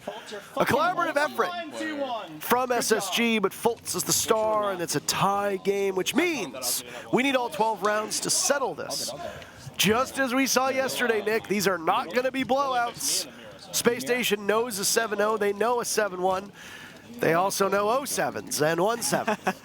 This time, though, they're going to go deep into the bitter bowels of Kafe, and we are not going to have a quick day, I'm sure. Maybe Yeti starts Fox with my desk, or just I'll give you that. Heroic usually, all their games at the Six Invitationals goes the distance. They play 5-7 or overtime in most of their games, whereas you said at Parker, SSG, they're familiar with 7-0s and, well, 0-7s and 0-1s. This is one of those close matchups, just like all of yesterday's games. Two were extremely close in round count or going third map. Most of those games go into overtime, where actually the games were so long we were behind schedule for quite some time yesterday. SSG looking more comfortable on the defensive side, winning that last round pretty much solely off utility work. Of course, Fultz landing nice shots, good decision making, juke the nade enough so they would stay alive. But the mirror windows, the crossfire that were established, not a single member from SSG able to get isolated by Heroic and then shut down and taken out. And SSG, they're smart. They're gonna go for the exact same similar setup for the bomb site below inside of reading. So the top floor portion of the map is gonna play out the exact same for both teams. Heroic, they have a tough choice to make. Either try and do what SSG did and go for a limited take, just take Piano, Cigar, go below horizontally, or fully roam clear the top. It's a mining bomb site. It's the, third time we've seen it played so far. Sorry, it was played twice. It's the fourth time we've seen it played so far. That pick rate really skyrocketing with this matchup. Yeah, I'm a bit surprised by this, given the fact that it was the lowest played bomb site of all four heading into today's match. And now we keep seeing teams just go back to it. There's something they know that we don't. The operator bans I was gonna say, make mining significantly easier to defend, because I don't see anything that abnormal here. What? No way! nasty C4. Bosco through the floor threads the needle. 2 players from Heroic are blown to smithereens. What in tarnation was that? That is beautiful. That could win them the round. Heroic, they strike back, to go offensive, to go quick. Could win them the round, but Heroic gets 2 kills in a row, Nick. Yeah, all of a sudden it's an even game again. With half the round to go, SSG, they've surrendered all of top floor control. There's no Buck, he was shut down by that C4, so it's just Noodle on the sledge duty, having to do all that verticality, and all 3 members of SSG in the same room, allowing Rampy to drop down below, flank up a staircase later in the round. Heroic, they gotta take all the time they can afford, set up those flank drones, get the information out, break all the floor, and then make the right decision as to when and where to execute. Because those 4 players died so early on, you have almost an embarrassment of riches when it comes to time. Yeah. Abundance of it right now on the clock. The 2 hard supports of both Bosco and Uno have been the 2 that have struggled the most, but Bosco's had an impressive round, and on defense, his worth has skyrocketed. Uno now those same struggles on attack. Nade's going out, so does the hard destruction. Rampy playing keep away down below. He's lurking. Heroic aren't going to be able to dedicate somebody to flank watch, because when Uno goes to plant, maybe one of Joom and Noodle will be on flank watch, but the other will have to cover Uno. That's good news for Space Station, as now Bosco tears strips out of these players of Heroic, but Uno's found safe shelter inside of the bomb site, or so he thinks. Rampy over towards Pillar, pops out of nowhere. Noodle ends his rampage, but Heroic now need to retrieve the diffuser, and it's in the lion's den. In the hands of Joom. Yeti from above. Doesn't know where he is. Noodle needs to watch this. Might give the position away, but instead SSG have allowed the diffuser to go down. The post plant so far for Space Station has now reduced the numbers to 1. He's got 16 bullets, 17, that's it. He's almost out of ammunition. And we don't mean 16 bullets in the clip, we mean in general. Joom will now need to pull out the sidearm and go for picks onto the diffuser where Bosco is. Yeti just needs to ensure he knows the right area, and there it is. But it's enough to scare Bosco off of that diffuser. He'll stick this time. Joom with only 10 bullets in the magazine, the clip of the pistol. Bosco sitting on it, and there it is, an easy finish. SSG grab the lead, and it's their first lead of the entire map. And they're on map point. It is so rare to see anybody running out of ammunition in their primary weapon, and one of the worst times for it to happen in a 1 versus 2. And Doom opts to that wallbang, loses his last points of ammunition. SG again, they look so strong in the 2v1s and the 2v2s. The trust between Yeti and Bosco while defusing and the cover. They know if Joom goes to the planter, Yeti gets the kill. And if Yeti dies, I bet you Bosco instantly hops off, goes to the 180-degree flick, and takes that gunfight himself. They had time for it. Oh, absolutely. It's a great read. The C4 from Bosco said, threading the needle, such a tight toss. Just barely makes it through the beams. Gets 2 kills. I will say Heroic, it looks like they have one very simple objective. They need to get down that diffuser, but it is not looking pretty. Uno did not have enough X-Kairos to open up the red wall, drops the hatch, just sprinting, praying that Bosco will not kill him. And if that had happened, I mean, diffuser's down middle of train, Heroic, they don't even get close to win that round. Uno gets past, sure. They think the cover's there, it's not. They trade 1 for 1 down into a 2 versus 2 with the diffuser down on the ground again. And somehow, someway, Heroic, they do get that diffuser down, but the moment it does, they sprint away thinking, oh, gotta go top floor, gotta play post plan, gotta get safe, and you're dead. So, half of Heroic's members are dying, sprinting away from gunfights, trying to play the smart play of the post plant. Is that your official analysis? No, it is. Like, imagine they walk up, gun up, they take a gunfight, they expect them to be there. There's a 50-50 gunfight that can go either way, and then something can happen afterwards. Instead, it's a one-way gunfight for SSG, and Heroic, they lose their numbers advantage. They're stressing these things so much as a team right now. And it's not working for them. SSG, of course, they have so much experience between these players. World Championship team, Yeti coming from Sonics. They've now kind of fuse those 2 different kinds of teams together of SG and Sonics, but look at the flank of Bosco. Oh! Doesn't get the kill. Unlucky. That's unfortunate. The damage, of course, is still worth it. Sloth low on HP. An injury would have been nice, a kill would have been even nicer. But Sloth now is because of C4s, impact grenades, etc. when he starts destroying that floor vertically. And Heroic, slow pace, 135, just entered Cigar. Space Station's rotation. Always like that rhyme. Space Station's rotation, a nice alliteration. Mining 3 times, reading twice, cocktail once. No bottom floor. Oh. No main floor. Oh. No bakery. Oh. No kitchen. How many ways are you going to call it? Opting not to go there, instead playing these unorthodox bomb sites. And I do wonder if some of the thought process behind that is that maybe they expect Heroic to just have less experience on their executes taking this mining bomb site. But Heroic went there as well, so I mean, it's just speculation on our part, and I'm sure if SSG prevails here, that we will be able to get a good interview with one of the players and ask them their thought process. I think, honestly, Basement's the simplest bumper to attack because of how linear it becomes, and SSG, again, they can play the entire map now, and it works for them. That impact grenade we spoke of earlier, just like a little bit of gun damage, it injures Sloth on the vertical. Heroic to find Bosco, it's still 5 versus 4 in favor of Heroic. With 30 seconds left, they don't have time to check all these corners. And chip damage is the name of the game for Sloth, who's just constantly being just biting at his heels, but it's never a mortal blow. Oh, Rampy, a bit of sloppiness on the stairs, and Noodle, he posts up a clinic. Heroic are just tearing through all of SSG as Fultz is the next one down. 2 remaining players from Space Station having to contend with all of Heroic, but Hot and Cold is in on the bomb, and he's on the diffuser now as well. Can Heroic get into position? Yes, they can. They have so many players still left, and Grizzly is your insurance policy upstairs. He pushes this map to overtime. Hot and Cold almost did the full round and map save, but there are enough members alive from Heroic upstairs. The insurance policy is covered. If one member falls, second one takes it. If second member falls, third guy takes it. The post plant above vertically is so strong. Disgusting flick. It was onto Sloth, who's 20 HP. So again, the health, it really does matter. Hot and Cold didn't need a headshot. Just a single body shot anywhere would get that kill, or at the very least a down. Make verts, just make the verts and then start peeking. Make all the verts and don't make all the verts and then start peeking. Wise words from Joom, actually.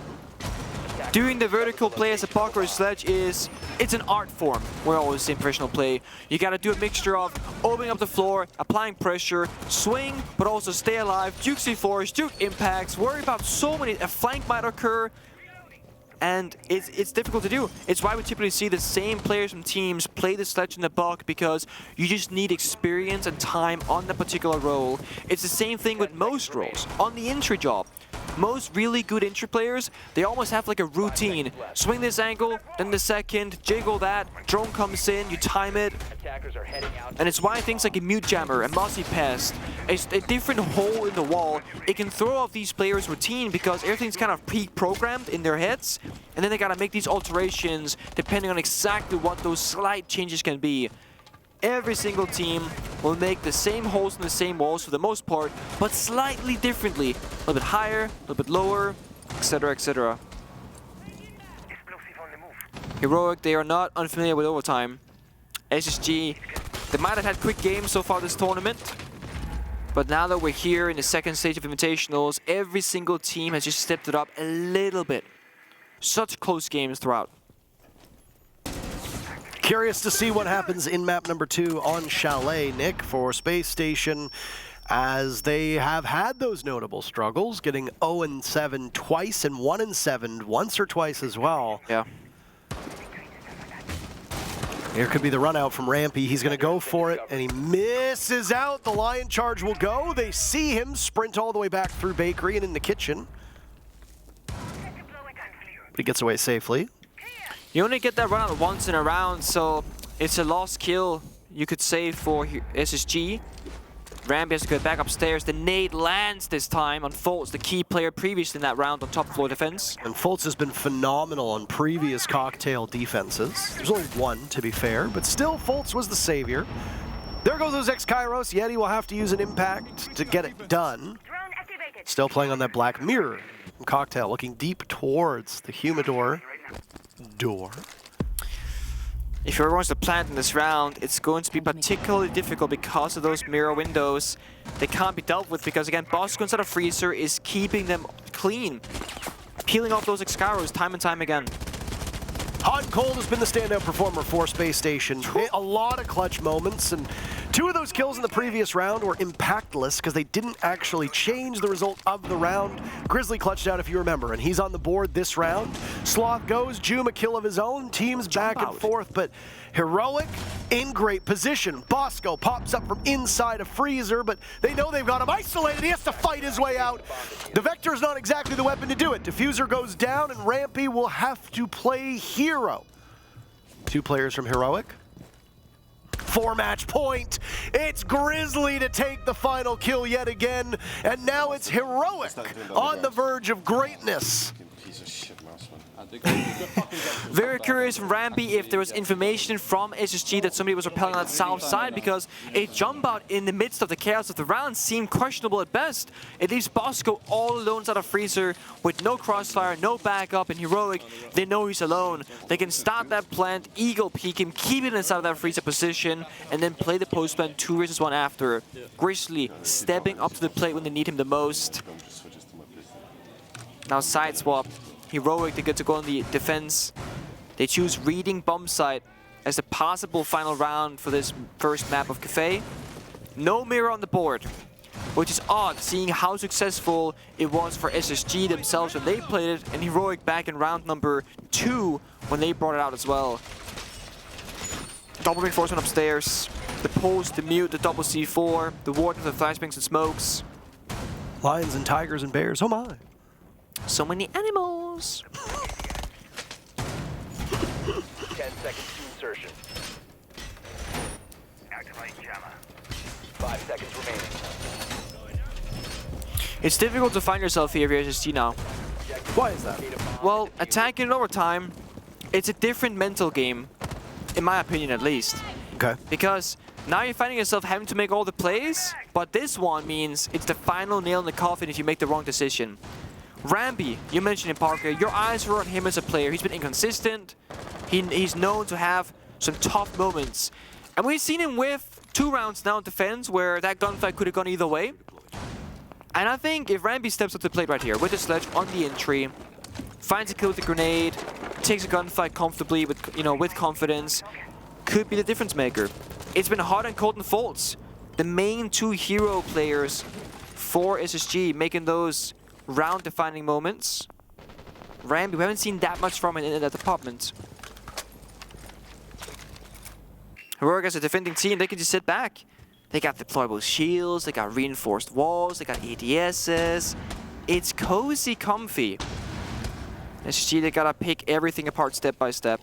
There is one thing I really want to highlight for Heroic. You were talking about issues guarding over that diffuser. That was 7 rounds in a row for Heroic on attack. They got the diffuser planted in 5 of those 7 rounds, but they only won 3 of them. Usually when you get the diffuser down, and there is a post plant, as we saw, not a, aha, we caught you with your pants down, you just got off the diffuser post plant. A proper, bona fide post plant. Typically, teams tend to win that. Yeah. Just goes to show you that either A, the strategic depth from Heroic was not there, or B, Space Station had numbers and were able to push back against a hastily cobbled together execute by Heroic. And you can see it, right? SSG, it's tough to pick this apart. They drone it out now. They see that Heroic gave up the control. So it's been surrendered early. That could be the saving grace for Space Station. They now have full top floor control. They can start allowing Rampy to do his job as a sledge, open up that floor. Heroic's only real way to get advantage are these C4s. The first one missed, the second one missed as well. No plant deny, no toxic babes. This is great for Space Station. All used earlier, Nick. Juman used them to try to shake people off of Repel and maybe stop an entry to the bomb site, but not to stop the diffuser from going down. That is a problem. So you're just going to have to take engagements here. Noodle will get picked back up. Will to live by Joom on the stairs. SSG have not taken a single point of damage, and with everybody still alive, Bosco attempts the diffuser. First to fall is Joom, and now Uno will sweep in and stop it in its tracks. He denies the diffuser at the final seconds. It's a brawl, but Sloth is last alive, and will give his position away.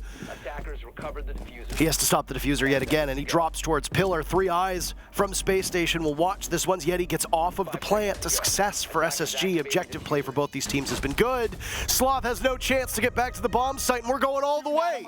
15 rounds on the docket. 15 rounds indeed. Back and forth in rounds now. Really small things defining it. You gotta fuck something. Right, I didn't check deep enough. That's my bad. Frustration from Heroic, recognizing that they had that round. We got this attack, come on. Small things again. Heroic, they don't break the cabinet's default plan, so Una's the white swing to get the kill. Members fall apart right after. It went from like a 5 versus 5 to a 1 versus 3 in 5 seconds time span. All those C4s spent early, the Toxic Babes. SSG, they get their final attempt on defense. They're gonna go for mining again. That might be the most amount of mining defense I've seen in a single map of Kafe ever, especially in the current metagame of Rainbow Six Siege. And SSG, they've shown us 2 different versions so far, with and without the mirror. But with how successful they were with this particular operator, they're gonna bring it again. Might as well. Helps you hold top floor, helps you hold the bomb site.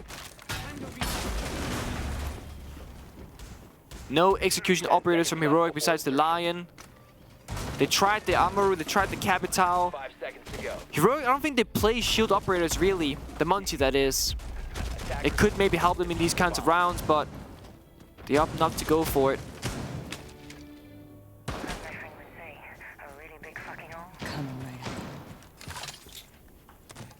Like to remind everybody that FaZe versus G2 is also ongoing over on our B stream. Not that we expect you to dive over there, given how tense this matchup has been, but if you have multiple devices, multiple browsers, multiple screens, maybe even multiple homes that you'd like to commute to and from, with a TV or computer in each, simply to tune into the action, I'm not sure, you decide.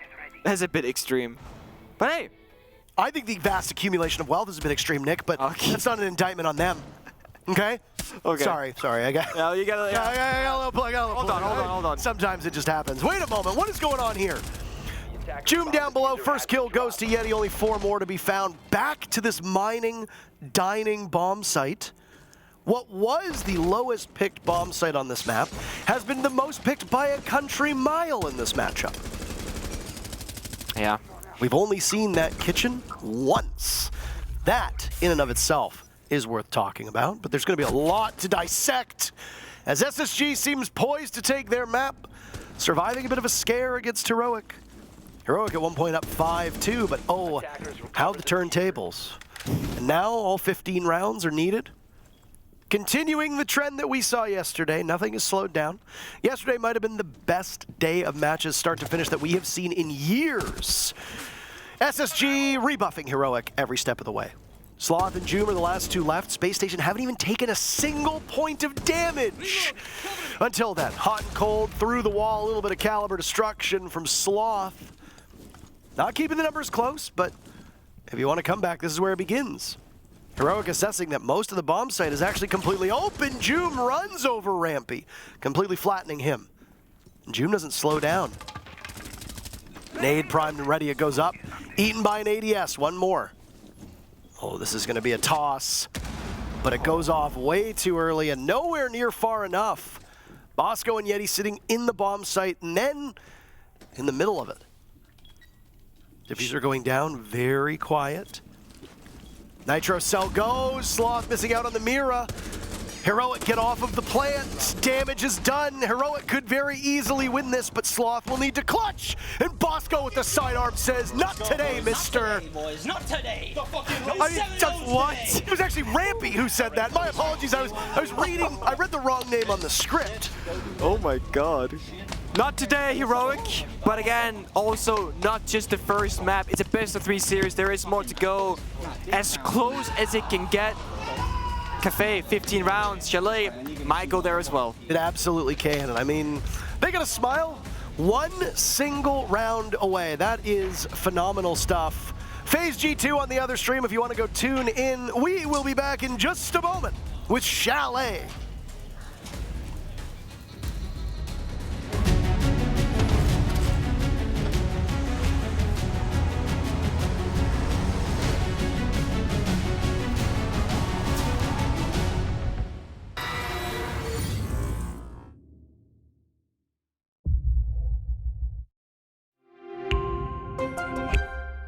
I'm Nicholas Morton, but you know me as Pingu. I'm a 2-time Rainbow Six Siege World Champion and former top Rainbow Six Siege player in Pro League. Welcome to my Siege Ranked Bootcamp. We're talking 20 seconds left on the clock, you got the diffuser in hand, what do you do? Play the way that you're comfortable with, because you have confidence when you're in this position, that is when you're gonna be at your very best. Good luck.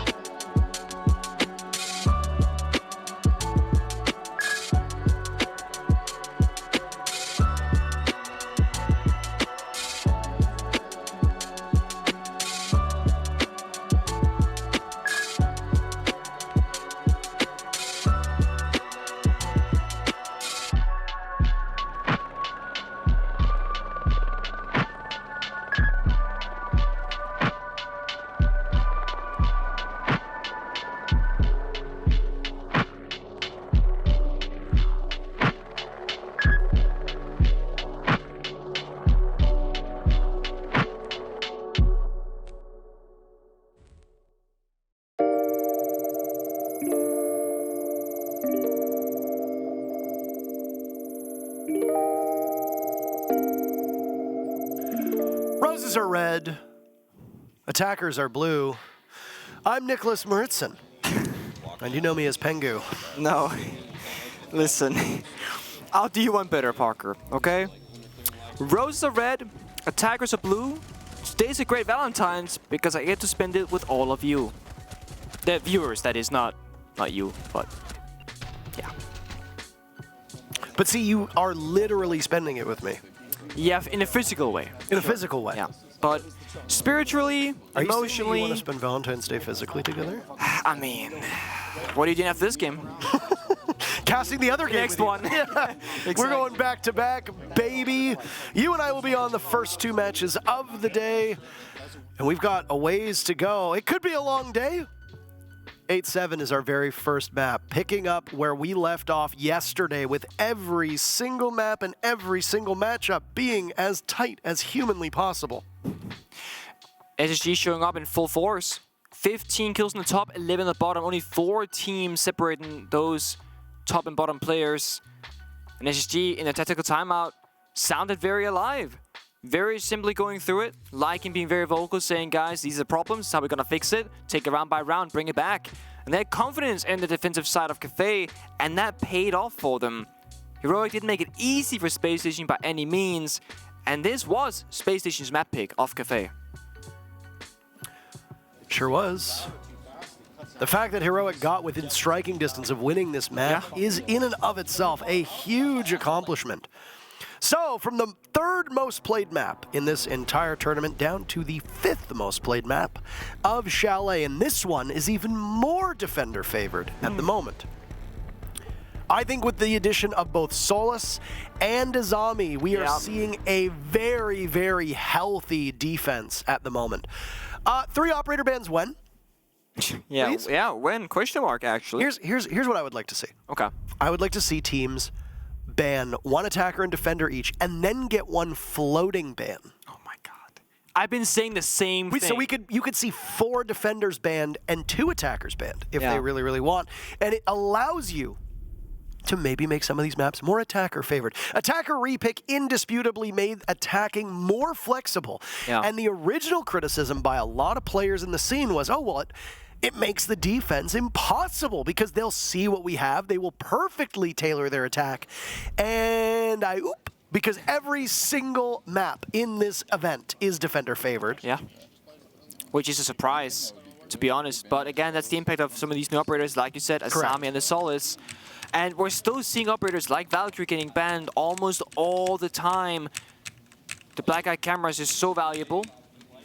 So that allows these new operators to be played throughout. I mean, that's the thing, right? People turn around and say, oh, we'll just ban Azami and Solus. Yeah. Okay, but then your most banned operators prior to that in Mira, Valkyrie, Kaid, Wamai, suddenly they're all available. Yep. And so, then it might be the same, you know? Exactly. So, I mean, yes, you will see Azami and Solus banned quite a lot. Solus is banned in this map. Azami was banned out on Kafe. Solus was not. Yeah.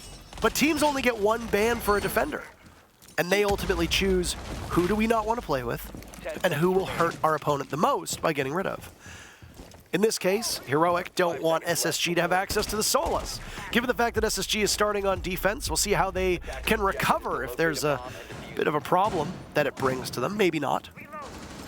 Either way, SSG starting on defense, Heroic on attack for Space Station. A victory on Chalet sends Heroic home. They will be on a plane out of here. We are in the lower bracket today. Every single team that made the upper bracket has the day off. Today, we will be saying goodbye to a lot of teams. Some of them good, some of them simply surviving through the group stage because of, in many parts, APAC's poor performance. Yeah. Both of these 2 teams, they have history with Chalet during this tournament. Heroic played it 3 times. They've lost twice on it, 5-7 to DC and OXG, so close games. And they've won it once against FaZe, also a 7-5 for them. Whereas SSG, they've lost it once, 1-7 against W7M. They start off great in this round, but Hot and Cold getting the opening kill. Oh, that's the stuff you need. MPX in the hands of Yeti gets kill number 2. Heroic having some difficulties. Surrendering 2 players very quickly. Joom and Noodle Two of the best for Heroic. You need good games out of them. The disappointing performance from Heroic in map number 1 was Uno. You know, as a former teammate of him, that he can have extreme influence on the map even without getting any kills. He's going to be the main point of leadership as well for Heroic to guide this team forward. And the rounds where Heroic succeed, probably because Uno has played a big part in that. Yeah, Uno plays this as the sole voice of Heroic, so every decision and call is typically coming from him. When you play in that environment, it will impact your personal performance because you're having to spend so much time worrying about what other people should be doing, micromanaging them. You see sometimes Uno just more time on drones than actual gunfights. Again, same for this round. The life of a support. Life of a support indeed. And he's trying to get that plant down as well. Heroic trying to advance their position. Grizzly with a nice opening possibly out of office, but has to find multiple kills as to work. Noodle on Repel gets information. The look of surprise on his face tells the story. It might be not surprise, maybe more alarm, but either way, maybe not expecting that. Noodle taken out by a Nitro Cell after punishing Rampy. Grizzly can walk in, B-head hot and cold relatively easily. Heroic behind in numbers, but they've made this far more winnable than it was a couple seconds before. The bigger impediment for them is not anybody on SSG, but the clock. Yep, that has been the issue for both teams on Kafe. It'll continue on Chalet for the first round. 25 seconds left. They got info on the Kaid. Can try and go for a floor bang. It's so close, but it's a bit too far to the left. It's the beauty of those yellow pings. Uno's got one. He's distracted. He still wins the kill. Uno pulls off 2. What? How does Heroic make that work? Yellow pings. SSG in a 5v3. Heroic wins in a 2v0. You see Uno ice cold. He has the information to Kaid, and he just tunnel visions on it fully. He's getting shot at, doesn't even flinch. It catches. It catches Bosco by surprise. Uno very happy with that performance. You see it here. Doesn't flinch even for a moment. The wall back to follow up on Yeti. Then Grizzly to flank from fireplace, dining hallway. That, again, should not have been Heroic's round, but they isolated the members of SSG one by one and slowly get a hold on the bomb site. That's the dining done and dusted for SSG. They might not go back to it for a while. They'll go across horizontally towards that bar bomb site instead. This is where we're going to start seeing the operator bands play a part, because Asami is open. Asami impacts this library hold more than I think anything else on Chalet. The lines of sight you can deny 5 seconds left. as a defender and make comfortable for yourself is so hard to deal with as an attacker, especially without the floors, you know, to use those terror drones to destroy those cube barriers. Grizzly is bringing the floors because of this. So all eyes are going to be lying between Grizzly on the floors and Hot and Cold on the Asami. They're going to be dancing back and forth with their pieces of utility. Heroic, if they choose to attack straight on, it's going to be difficult. But it's a great start for them as Sloth finds Rampy, putting down that Frostbite, I believe, late in the round. Wait, they're on the site as well. Joom, how did he get here? Places where you shouldn't be, and he sees a player from SSG in back bar, manages to get out with his head still intact. He'll engage with Fultz in the dock, losing it. Joom just so much better. G36 ripping through these players of Space Station. They have lost complete control of the site, and untethered, they are currently in free fall. Uno getting the diffuser down, falling is Hot and Cold. Nitro Cell goes out to open up one of the walls. Yeti sees one, cannot connect. Thought he had the down onto Joom, but Heroic just make it look so easy. They just walk on in. Joom came from the basement, I believe, just walking up a staircase in towards side. Gets one injured onto boss, gonna kill onto the dock as well. And while that happens, Sloth found Rampy inside of West Main across the map as Rampy was late with his setup. They are, they actually are. Same colors, same logo, basically. What was that? This match is finished. It's actually on its last leg. Mr. Officer is gone. Yeah, actually, he's disappeared. Mr. Officer has disappeared. Heroic having a bit of banter there. I didn't catch the beginning of it, but they're comparing SSG to a different team, saying same logo, same colors. Not sure what that's about. Might be about a Chalet performance. Now, I said it earlier, SSG, they've played Chalet one time so far at Invite 23. was against W7M, arguably the best Chalet team in the world, and they suffered a 1-7 loss in that match. Haven't gone there since. So SSG, not the best track record. Jacob and the Des said they had like a 2-win, 2-loss streak since Yeti joined this squad. 5 seconds left before insertion. But SSG also had a 0-7, attempt against G2 and Kafe, where they got absolutely slaughtered, and they still won. 8-7 close game against Heroic on that previous map, so anything is of course possible. The way the round played out with the side rush is not gonna happen many more times. I don't expect SSG playing much more close together, playing for those trades. Denying the injury points in garage is Fultz.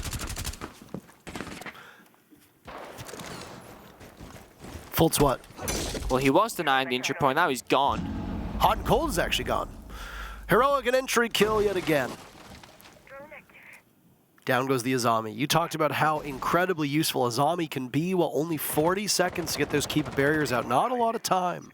Yep, also Heroic, they're not attacking the side of the map where Azami is strong. That library hold, they're saying, we recognize that's a problem. We'll walk around it, above it, below it. They're not gonna challenge it whatsoever. And you can tell from Fultz on the vigil, he doesn't know what is clear and what isn't. This is what the game looks like when Nuke is not banned.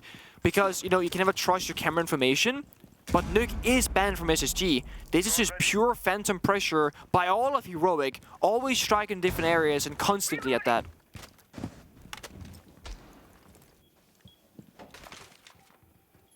This is a very slow round, still in the discovery phase for Heroic. 2 in a row, not both of them rounds they should have won, to be fair, but doesn't matter if you should have won the round or not. Heroic knows they shouldn't have won a round on Kafe, which was instrumental in them making it to overtime. Uno picked apart by Yeti. Ooh, that's damning. That's your only hard breach. No secondary there for insurance. I was gonna say, they can't break the side walls now. They have to go up and take top floor. They have no choice. They need the verticality, need that hatch control as well. Heroic might have to go against their own strategy by having to roam clear. And it gets worse. Rambi finds Chris on that window rappel. Oh, the disappearing act through the hatch. Joom twisting, knowing how close he came, he could smell that kill. I think he did a tiny bit of damage to Bosco, maybe? It was hard to tell. Still up in bedroom.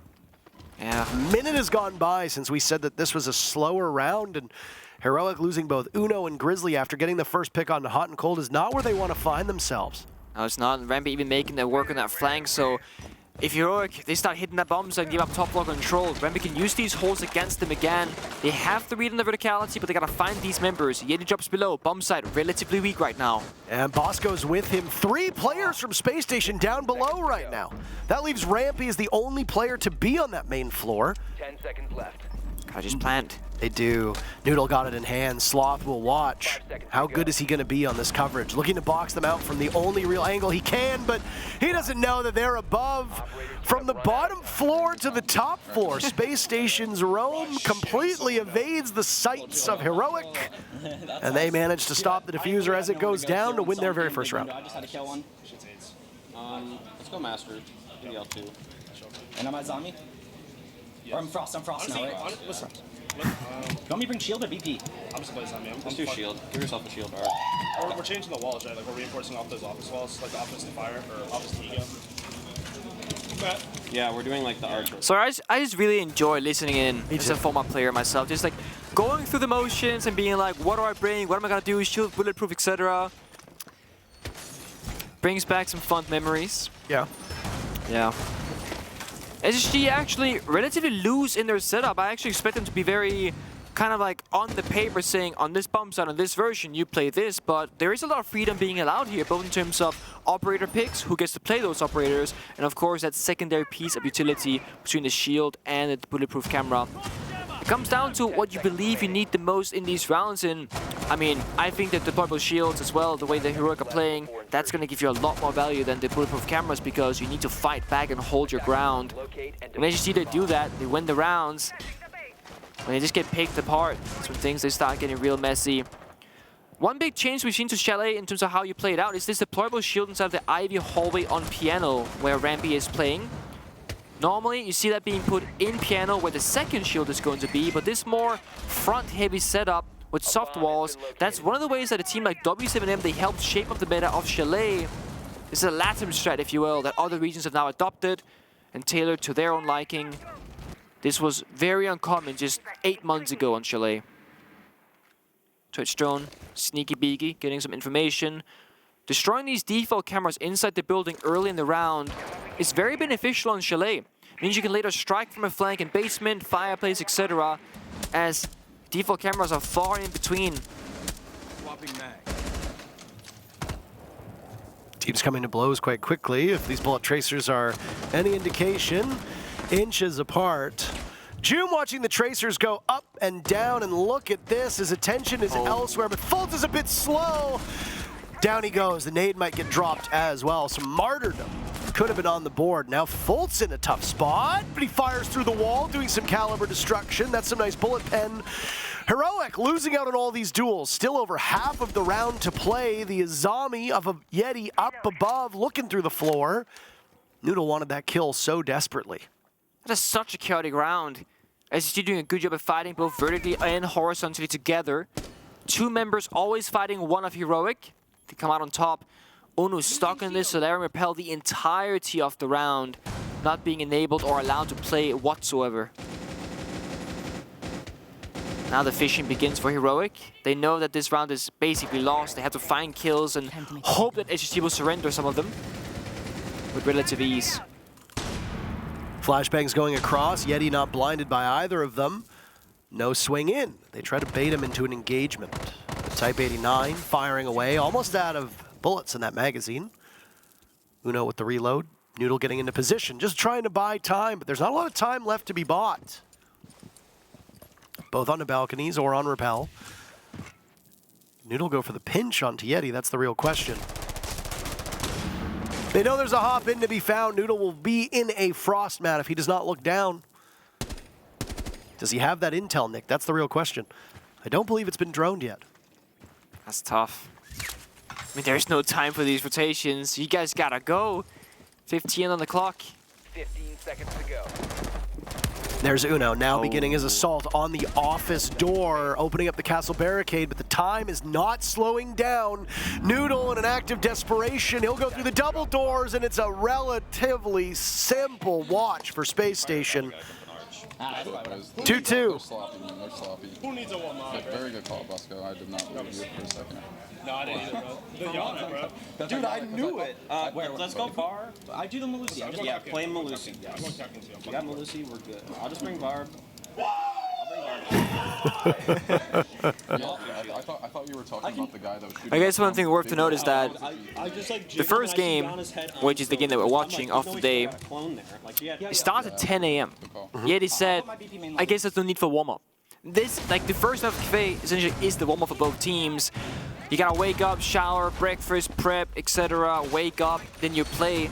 If you have the second game of the day at 1 p.m., you'll most likely play a warm-up scrim or some casual, some TDM, whatever on your like individual warm-up.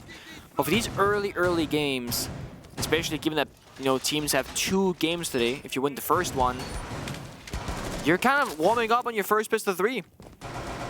So Chalet must be feeling a little bit better for both of these teams. 5 seconds to insertion. I think so. It's tied up 2-2. It's no one's game yet. In terms of operators, neither team really going too deep into their operator pool. Sure, we saw Monty 1 from SSG, we've seen Miriam play on Kafe, but it has been the same 6 or 7 operators in both defense and attack that's seen the primary play in most of these rounds. I like the captain from Yeti, recognizing this pace of Heroic is very slow. If they speed up, might go too fast, hit a trap, go too slow, well, your forces just walk on in. Can't check the doorways. This right here, the library hall with Azami. Heroic, they're challenging it. That is going to be a difficult task. There go the magnets, but it might be a bit too late. Does Fultz get away? Yes! Hits the deck through the library hatch. Those magnets might have been expended at this point. How many flashbangs and at least 1 nade went in? Fultz gets away with just a tiny scratch. Yeah, but now nobody's in this corner. And Slav could make a hero play. He gets one. That's Yaden, the captain off the board. Oh, answered back by Fultz. They let him go, and what does he do? He decides, I'll take library stairs right back. Yeah. Concedes that part of the map, but how quickly he wants it again. There is no frost. These window jump-ins could be lethal for Heroic. Their Terror drone starting to pour out of Grizzly's pocket, taking down those keeper barriers, cleaning out the top blue stairs position. Force and Hot and Cold fighting upstairs 2 versus 4. Look at it where Fultz is. Almost back, but shot through what appears to be the window. Joom jumps in, takes a point of damage, but they secure the kill. Bad news for Heroic. Hot and Cold is still up there, and he's still swinging on that position. He'll lose some protection on that reinforcement, and then Uno long range ends what was remaining. These teams have battled back and forth. First 2 rounds go to Heroic. Next 2 go to SSG. Ramber's in the flank, looking for a play, but he's being patient. Bosco, alone on bomb site, has to play it smart. Can't really expose himself to any gunfights, because if he falls, he'll just bomb site. Rampy keeps numbers even, but now Rampy's going to lose a lot of HP to Grizzly. Who wins in this duel? Can Rampy get away? Bosco would be put into a 1v2 clutch. This Bar Gaming bomb site, with the way the teams set it up, to rotate through the wall between the sites, the single doors, or the hatch drop, it allows a smoke, an extreme amount of value on those toxic canisters, of which Bosco still has 1 remaining. Not to mention the fact that the shotgun can pretty much flatten you at such close range. Grizzly sees the Melusi. Rampy only at a point of HP. He's gone. Bosco will need to clutch out. Playing wisely, gets the drop onto Grizzly, the reload, but it's his undoing. Noodle is fast enough to capitalize off of that, and Heroic wins their 3rd round, ending SSG's streak of rounds at 2. This one's 11, only having 17 bullets can sometimes be the biggest problem you have to deal with as a smoke main. You have to reload often between every single kill unless you get that first bullet headshot. Heroic, the trade here, not the quickest, but Noodle in a great position to fight Bosco 1v1 after he kills Grizzly. Should we... They're doing Sun. Use one of your Should we what, Rampy? Yeah. No, we will never find out. Should we something? Kitchen dining bombs are being played again by SSG, extending up above. 3rd attempt on this bomb site. Heroic won the first attack on this bomb site, then SSG won the second. Dead even in terms of win rate. The Kaid being brought time and time again by Bosco to deny these walls. And the thing is, Heroic not really opting for that. Oh, there it is. I was gonna say, they haven't really brought Thatcher yet. They want that soft destruction in terms of utility, because you gotta deal with so many things, the shields, the keeper barriers, etc. But Heroic recognizing that they haven't really breached the dining walls towards the bomb site from Fireplace yet. They've always gone top floor, they've always played for kills, then gone trophy, and then it becomes a massacre. Hello? Good night, Fultz. He tried, he failed. I mean, there was an attempt, that's for sure. Happens sometimes, of course. We saw Heroic going for spawn peek constantly on Kafe, and sometimes they too got punished. That's going to be Vigil off the board, so a low value member in terms of operator lineup. Gadget doesn't really benefit the team a whole lot, just makes it more difficult to drone out where Vigil is. Fultz was a great player on map 1 though, and he was. With that death, he's now even here on Chalet, so you kind of want him to continue on. But you look at both these teams and they're really no standout performers. Everybody's kind of doing what they need to do, what you expect of them. Hot and Cold so far through this map and through this matchup have been SSG's best player, but he's had some struggles on defense. We see a reinvigorated Hot and Cold on attack. The way that Chalet plays out, you're often in these really hell in a cell kind of scenarios as you see top library. Like you're gonna get naded, flashbanged, you know, 2 people swinging you, etc. And SSG, because they lost Fultz early, they will surrender the first hold of library, fall back towards master bedroom, double reinforce the office wall, toss a kite claw on it, and make it difficult for Heroic to advance. The question now is for Heroic, do you fully clear top 4 like last time, or just take that top half and try and breach the bomb site walls, because you have the Thatcher EMPs, you can break past this kite claw, it shouldn't be a problem for them. gadgetry destroyed by the Gone 6. A lot of utility that Buck brings to the table now. That Gone 6, the Skeleton Key, and the secondary Hard Breach. There's some issues with both of these teams only having a single Hard Breacher. You've now got a little bit of a buffer should things go sideways. After losing Fultz in the first couple seconds, there has been limited action. And Heroic have been able to play with this 5v4 lead for quite some time. They've got just under a minute to go, but we've got a collision course on the board. Yeti versus Noodle. Yeti comes out ahead. Rampy falters. So whatever SSG tried to do, they could not keep the numbers even. They will trail yet again. Yeah, but time is a problem. 35-4 comes out, prepped on the ground. Uno might fall to it. There's the Nitro Cell. Does not connect at all, Nick. Final 30 seconds. And there's spam marks inside of the bomb site. Heroic have information, and they're using it to their advantage, this time on Bosco.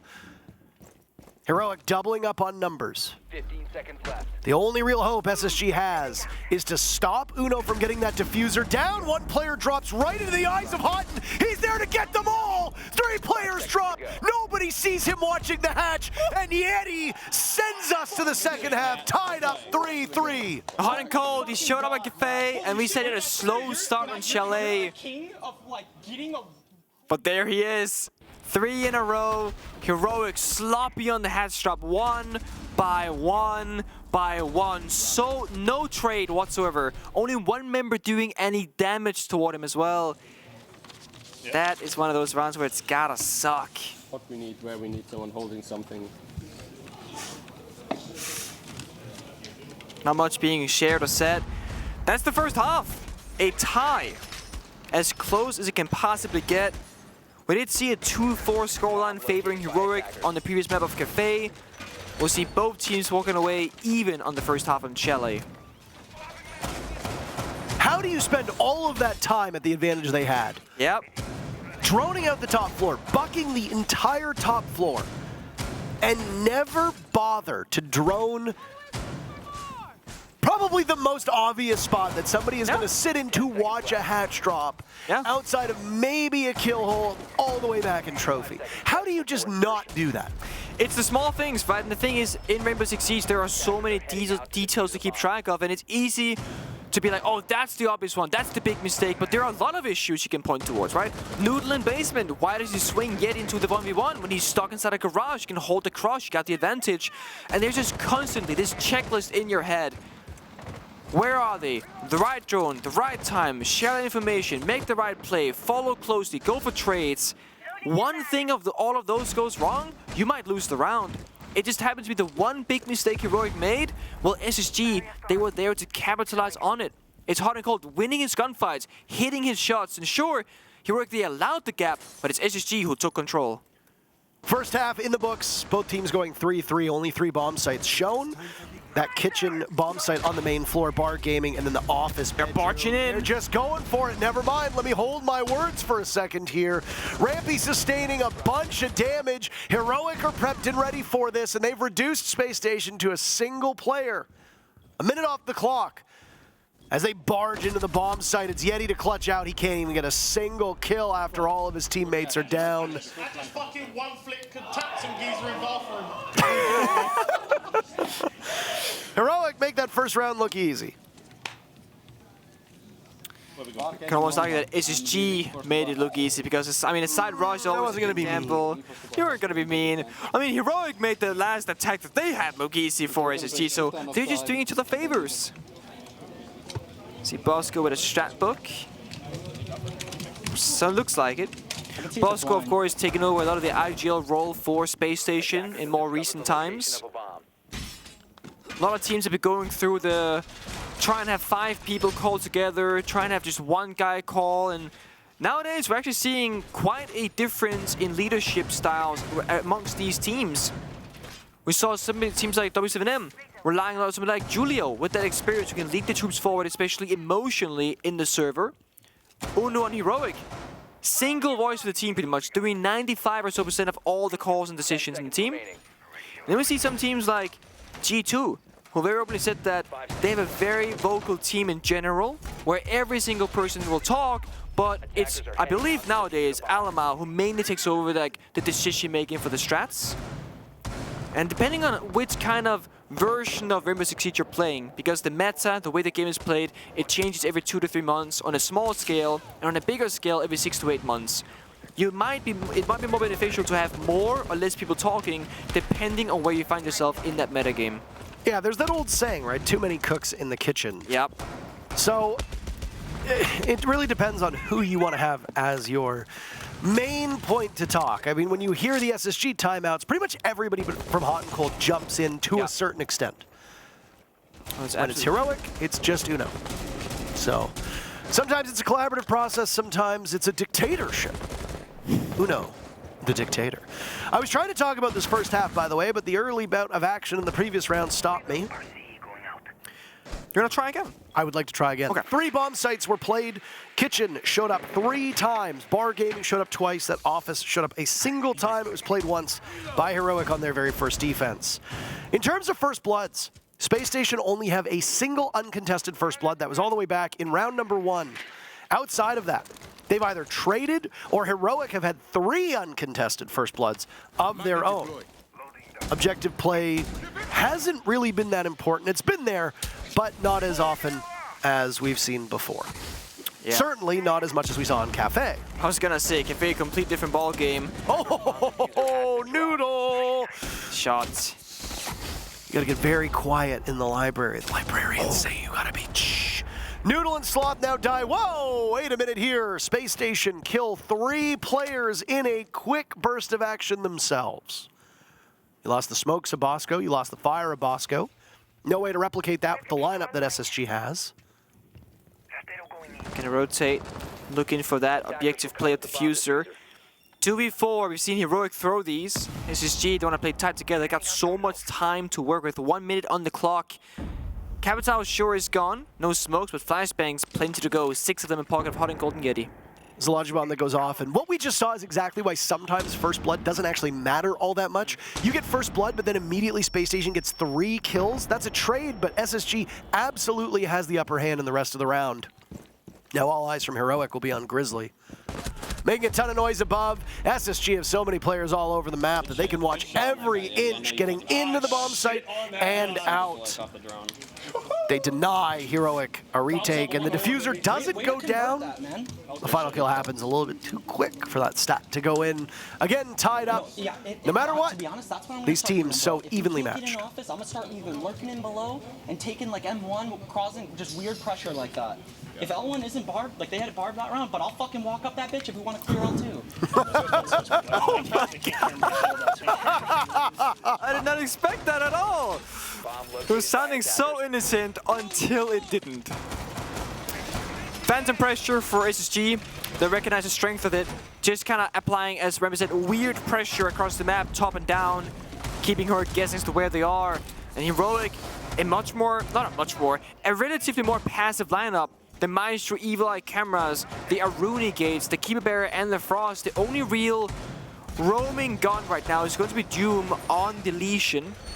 Uno, it seems like he wants to get more into the battle on this map in particular. And sure, Chalet and Border, the more aggressive type maps where gunfights that really have a big role to be played, and trying to leverage as many guns in one area of the map is the way to go.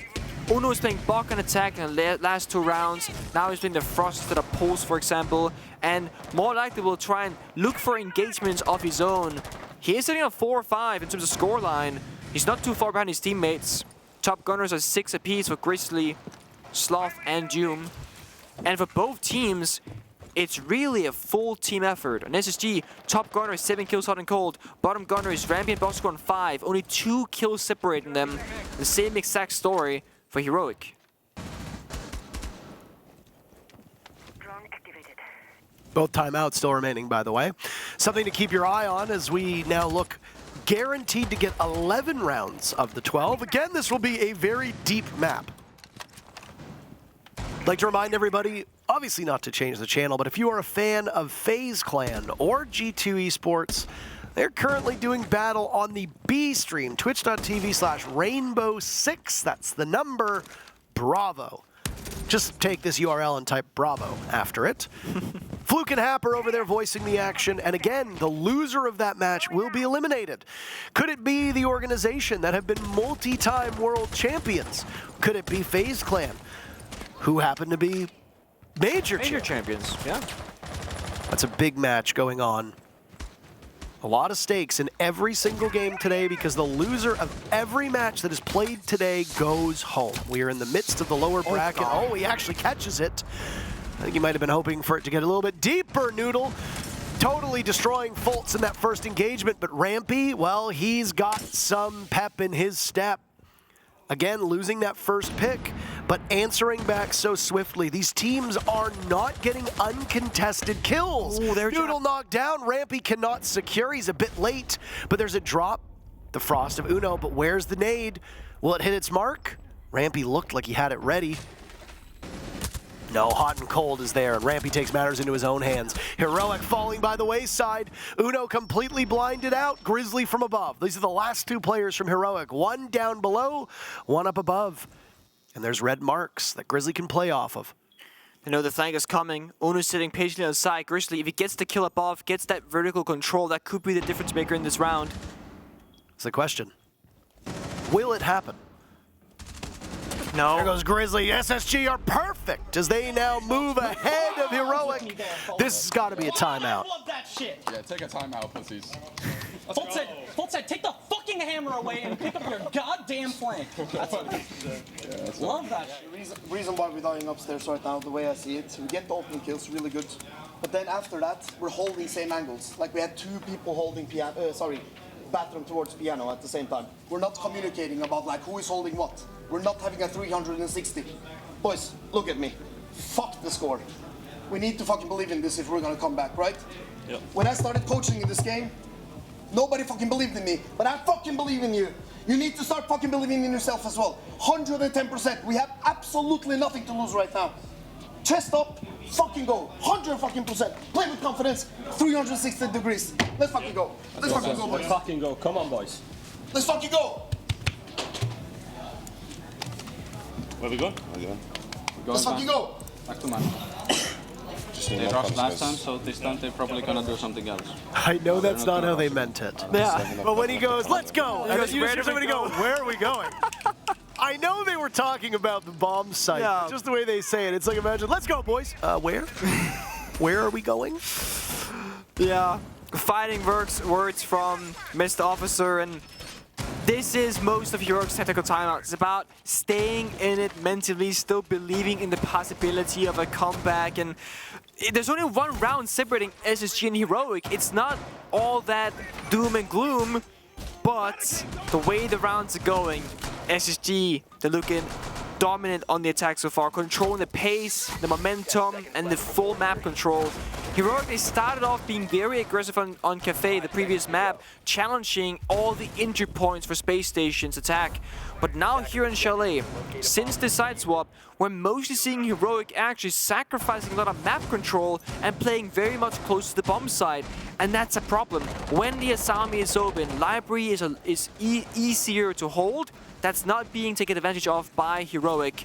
SSG, they're cooking something up, hot and cold. Not on the Monty this time. He wants more speed, more aggression. 10 and 6 on the scoreboard for him. He's on the blitz.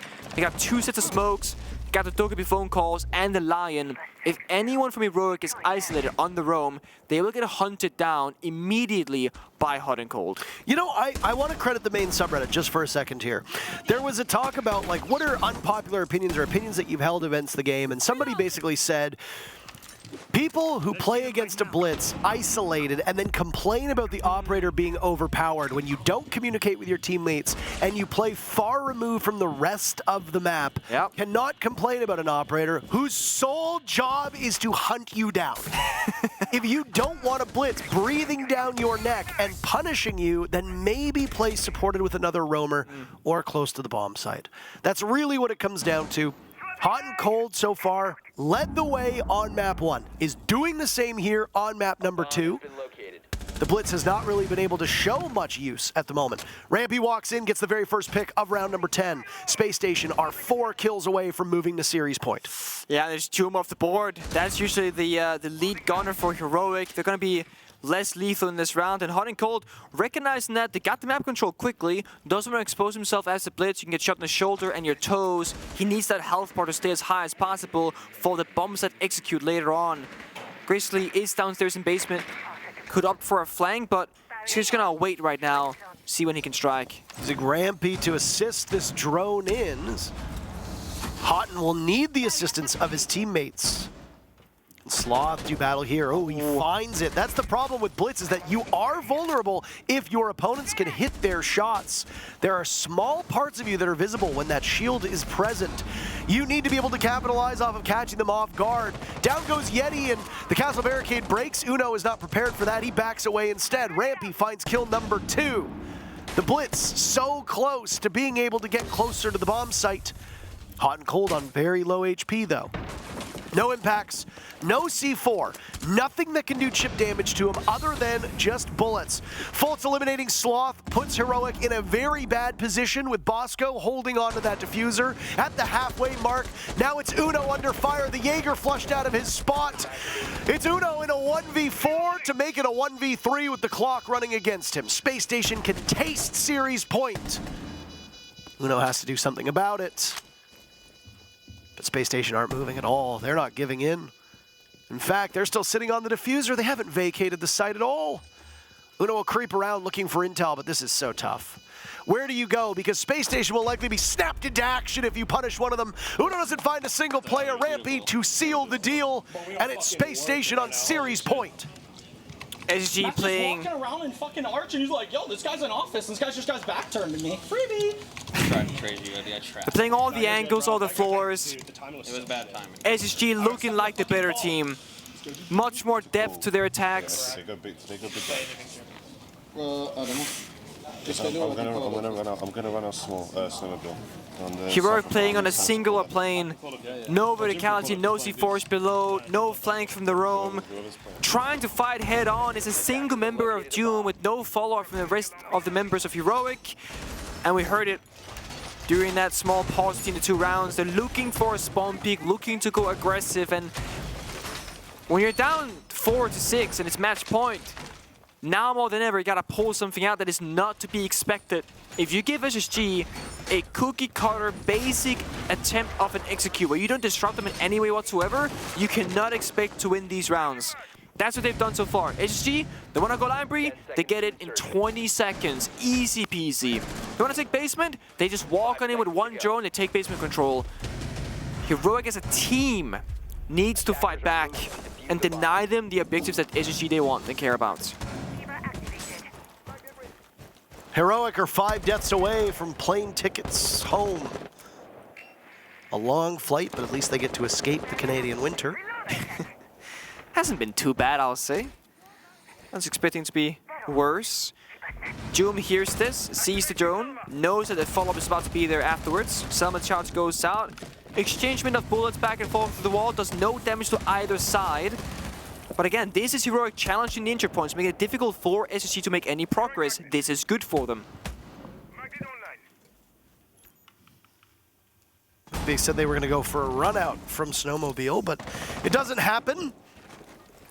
Rampy was posted up down below in Big Garage. Looks like a face that's been made on the Snowmobile door, but maybe that's just me projecting. Yep, oh, that's definitely like a very angry face, yes. Rah. Is that the noise it would make? That is the noise it would make. And they can actually army crawl their way through it. It's big. They get what they want in the end. Beep boop goes off. Heroic knows their whereabouts, has the verticality on it. Yeti not taking that risk. Noodle at any moment could flank Yeti on that 5-place staircase. That could be a free kill, but SSG, they read it. They expect it to happen. Oh my. Oh my, oh my. Oh. There goes the Selma. Tense action between these teams here. Everything on the line for Heroic. Team spends so long preparing for this series, preparing for this event. Rampy gets kill 1, that's Joom down. Joom and Noodle have been the stars of the show for Heroic. But pretty much everybody on this team sits at 6 kills. So at least in this instance, You're not that far behind losing one of these players. Uno will try to retake. He gives his position away and will have to trudge back upstairs. There's another from SSG. Rampy has been phenomenal. When Space Station need him the most, he shows up. Now they'll need to watch as Bosco goes for the plant, but he peels off. Down goes Fultz. Suddenly, Heroic are hitting their shots. Bosco takes matters into his own hands. Lost by Sloth. 30 seconds to go. Nade in. Rampy picks the wrong direction. No nades left to follow up on. He is the diffuser. And we'll go for a plant. Wary of those hatches, Yeti will need to be the one to lock them out. But Noodle sees Yeti, and now Rampy has to fall off. This is an engagement that Rampy could win, and now he'll go for the diffuser, baiting Noodle in. Out goes the door. Can Rampy pull this off? A world champion. 10 seconds to go. The nade stops him. Rampy knows, and he's good! A world champion with a world championship performance to send Heroic back to Europe. You said it, Parker. Rampy, inconsistent performances, but in the final moments in the 1 versus 1, he gets it for his team. Oh my! It was a good run from Heroic. A spirited performance in their group, but they come up empty-handed on the second day of playoffs. A lot of you had written Space Station off. You thought there would be a failure to launch, but boy, are they soaring now. They're not out of it, they're still in the lower bracket, and they are still, and will be, one map and one match away from being knocked out. One thing to note for Heroic side, they came in with Sloth having just like 2 days before travel to figure things out. Oscar couldn't make it due to visa problems. Heroic were not playing with their main roster, yet they still got as far as it did, escaping groups, putting up really good numbers against various teams, but ultimately fell to OXG and then now to SSG. You and I had the privilege of watching and casting most of these Heroic matches. And the one thing that we kept saying was that they're not playing at full potential, but they are still putting up very impressive numbers. Sloth came into this series at a major disadvantage, and yet he actually looked like he fit this team quite well. It's almost like he's played for Heroic before. Almost. But a while ago. Isn't it mysterious? Makes you wonder. That said, we got a lot more matches to go today, and if they're as close as they are, we're going to be constantly running behind schedule. I want that because I like the matches that we've seen up to this point. Yeah. But let's stop yammering. Let's throw to a break, and then we'll come back with our second match of the day.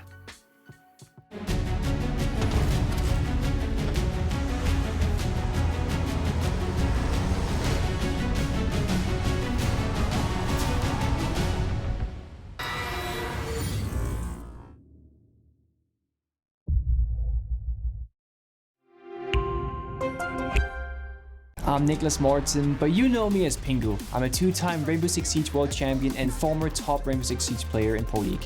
Welcome to my Siege Ranked Bootcamp. We're talking 20 seconds left on the clock, you got the diffuser in hand, what do you do? Play the way that you're comfortable with, because you have confidence when you're in this position, that is when you're gonna be at your very best. Good luck.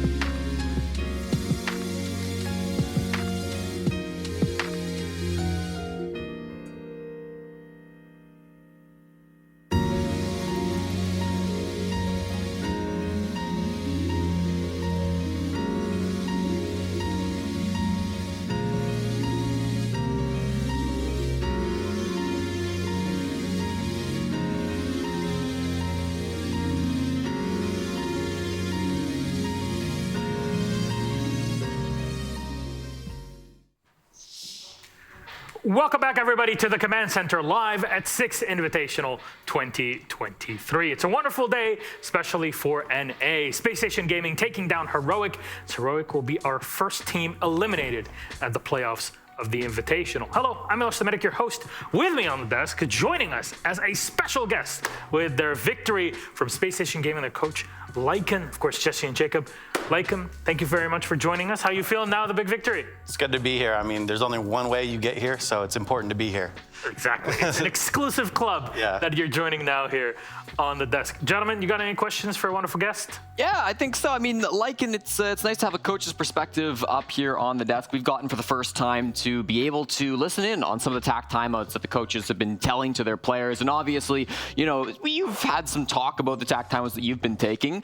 Earlier today on Kafe, you had a tack timeout, which was immediately resulted in 4 round wins in a row. Can you talk just a little bit about your philosophy about how you like to call tack timeouts and what they're really used for on your team? Yeah, it's hard to just give you like a brief thing like on a desk like this, especially when I'm talking about a picture that we only get 45 seconds of, just as a coach in general. So it's hard to like break down everything you want to say or everything you need to say, especially when you got to keep in mind they're either losing or winning. So I wouldn't say that anyone but a coach knows how each of their players will respond to what they're about to say until because they deal with them in scrims every day. You know, I deal with them. We live in a house together. I know everything that kind of upsets them. If I was to yell at them, for instance, Bosco is a person, he went to college and he studies. He's a studious person. He wants to hear the specific things that are happening that make him cause and effect. He doesn't want to hear boys, you got this. I mean, that does work for coaches, and I'm not saying that's the wrong thing to do, but for someone like me, it's more about these are the things that are tripping up. These are the things that we need to be better at, and then we will be better. I've done that my whole career while we were winning tournaments. So it's a little silly to hear people when we start losing in groups, this is their one chance where they get to start roasting us for how we do things when we've done it all the time. And I've never heard anyone be well, if they would have, changed how they do this, it would have been better. So I mean, I would just say most of the people who are doing that probably don't have a clue what they're talking about. But it's fine. I think my boys, I find a good way to make sure that I'm cheering them on, and they know that I am not very outgoing myself. I'm very introverted. I'm hardcore introverted. So when I'm just a little bit excited, they know I'm really excited. They know me just as much as I know them, and we feed off of each other. And I think most of it was, you don't see teams have slumps at events. Most of us, we see teams have slumps in scrims, and we're oh man, these guys are going through it. They're having a tough time. They're not playing well. It sucks to do it while we're at an event, but hey, we got through groups. We had 2 days off, and we were able to play today, and I thought we played a lot better. I think there's still things to work on, but it's hard to just say that a 45-second timeout can knock a team out of an entire slump. Fair. So, but I'm trying.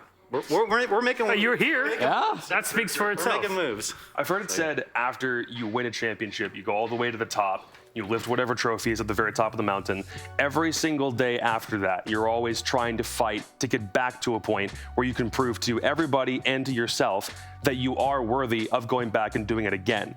In that 3-year stretch since winning it and lifting the hammer 3 years ago, what's that been like for you with results not going your way? Is it still that same amount of pressure to try and get back to that exact same point? Or because so much time has passed, does it kind of feel like you're in a different era and you're trying to move on and be a different SSG and not be a rehash of what you were when you won before? Yeah, I think initially when you win, you don't really feel that, and people will tell you it, and then you're yeah, I know. When other people won, that's what they talked about, and they didn't do well, but that's not me.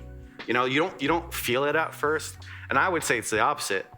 After more time has gone along, then you actually start feeling it, because then you're well, I mean, maybe that was it, So I do think that's a more of a thing, the longer you go along.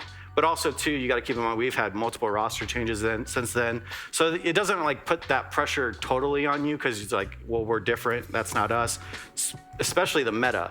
Like we won in, I would say, the hardest meta that there ever was in the 22nd meta with Mew and Mozzie. There's a good argument for that, yeah. At least on attack, it was extremely difficult to play that game.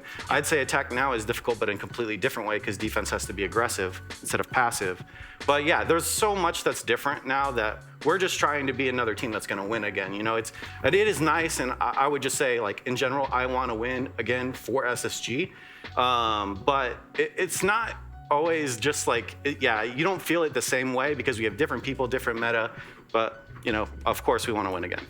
Well, you already took one win. You knocked Heroic out of the tournament. You move against M80, a team and players that you know very well within the North American region, but also kind of a Brazil-USA mix that we talked about before going live. Is there anything in them that scares you? Do they combine the best things out of both worlds that you've seen in Brazil and the US? I wouldn't say that they do stuff that scares us, but they do stuff that we have to be like very aware of. You know, Budega, he always talks about it being like their active play style, you know, which I think he has proven like that it is a true and working. I would even say the meta is based around like what he wants to play, you know. So we have to be really aware of different times that they are getting aggressive, making sure it's not hurting us too much and losing man advantage, but also too that we're giving ourselves time in the late round to be able to push and make an execute. Because I'd say overall that's like our biggest problem right now. All right, fair enough. And to close off on this part of our desk, is there anything you want to say to the SSG fans out there, you know, hyping things up? Because you'll be live again playing M80 in less than 4 hours.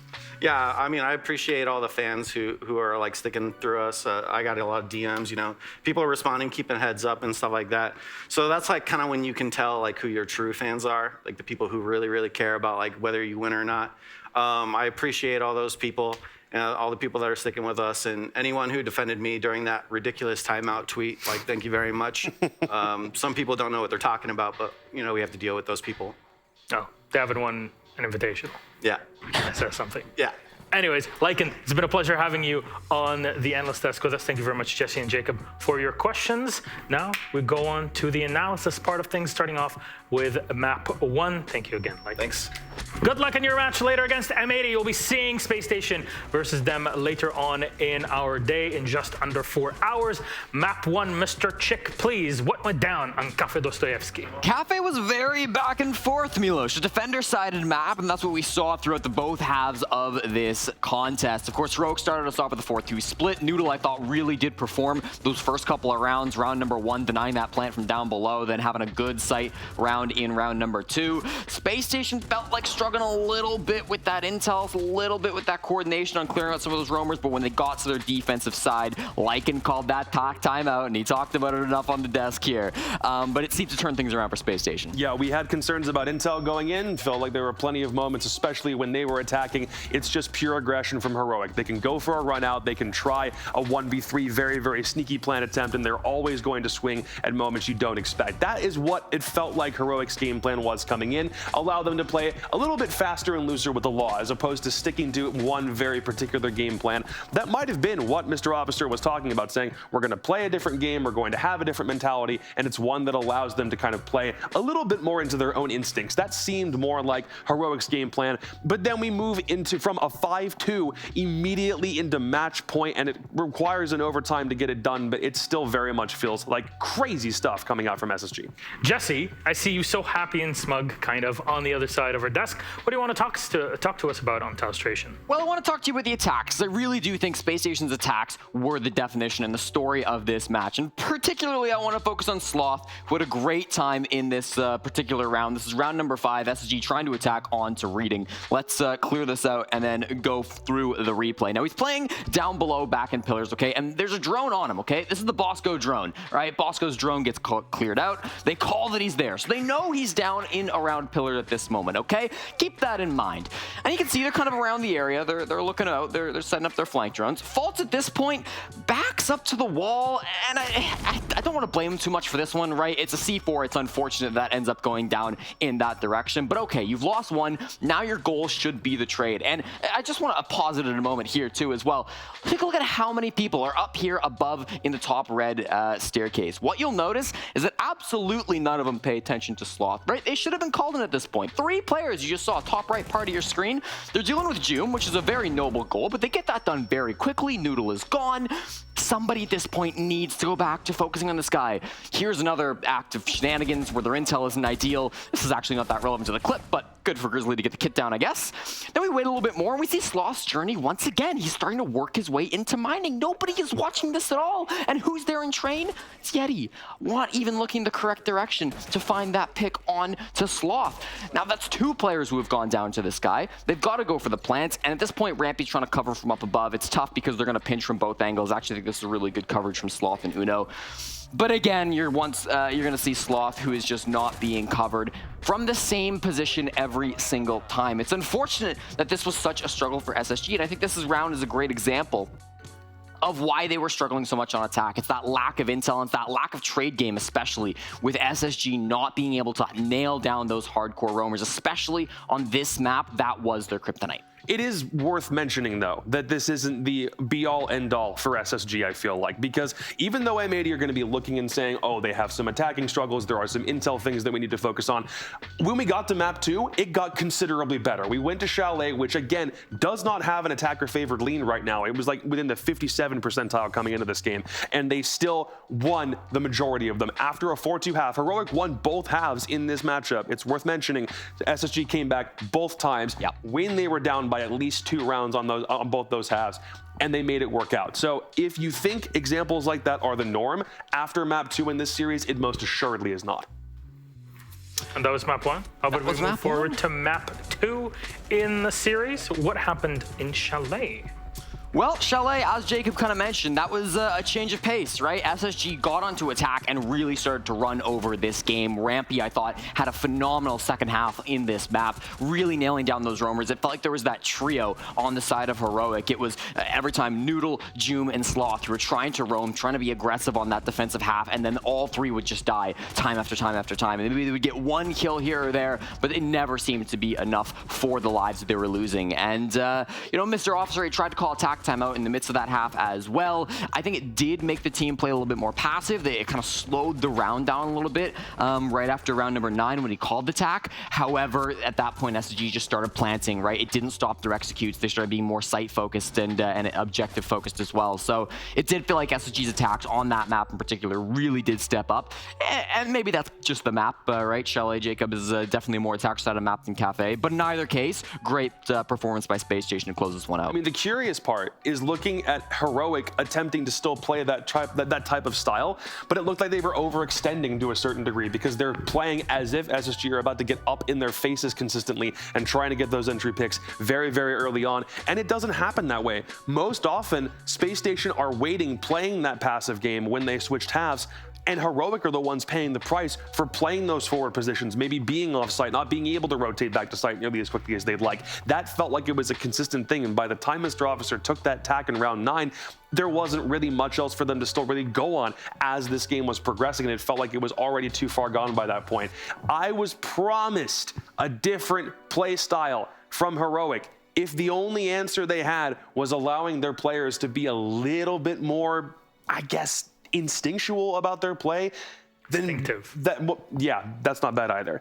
Then that simply wasn't enough to contend with, again, an SSG team that's got 3 world champions on it and 2 coaching staff that won this thing 3 years ago.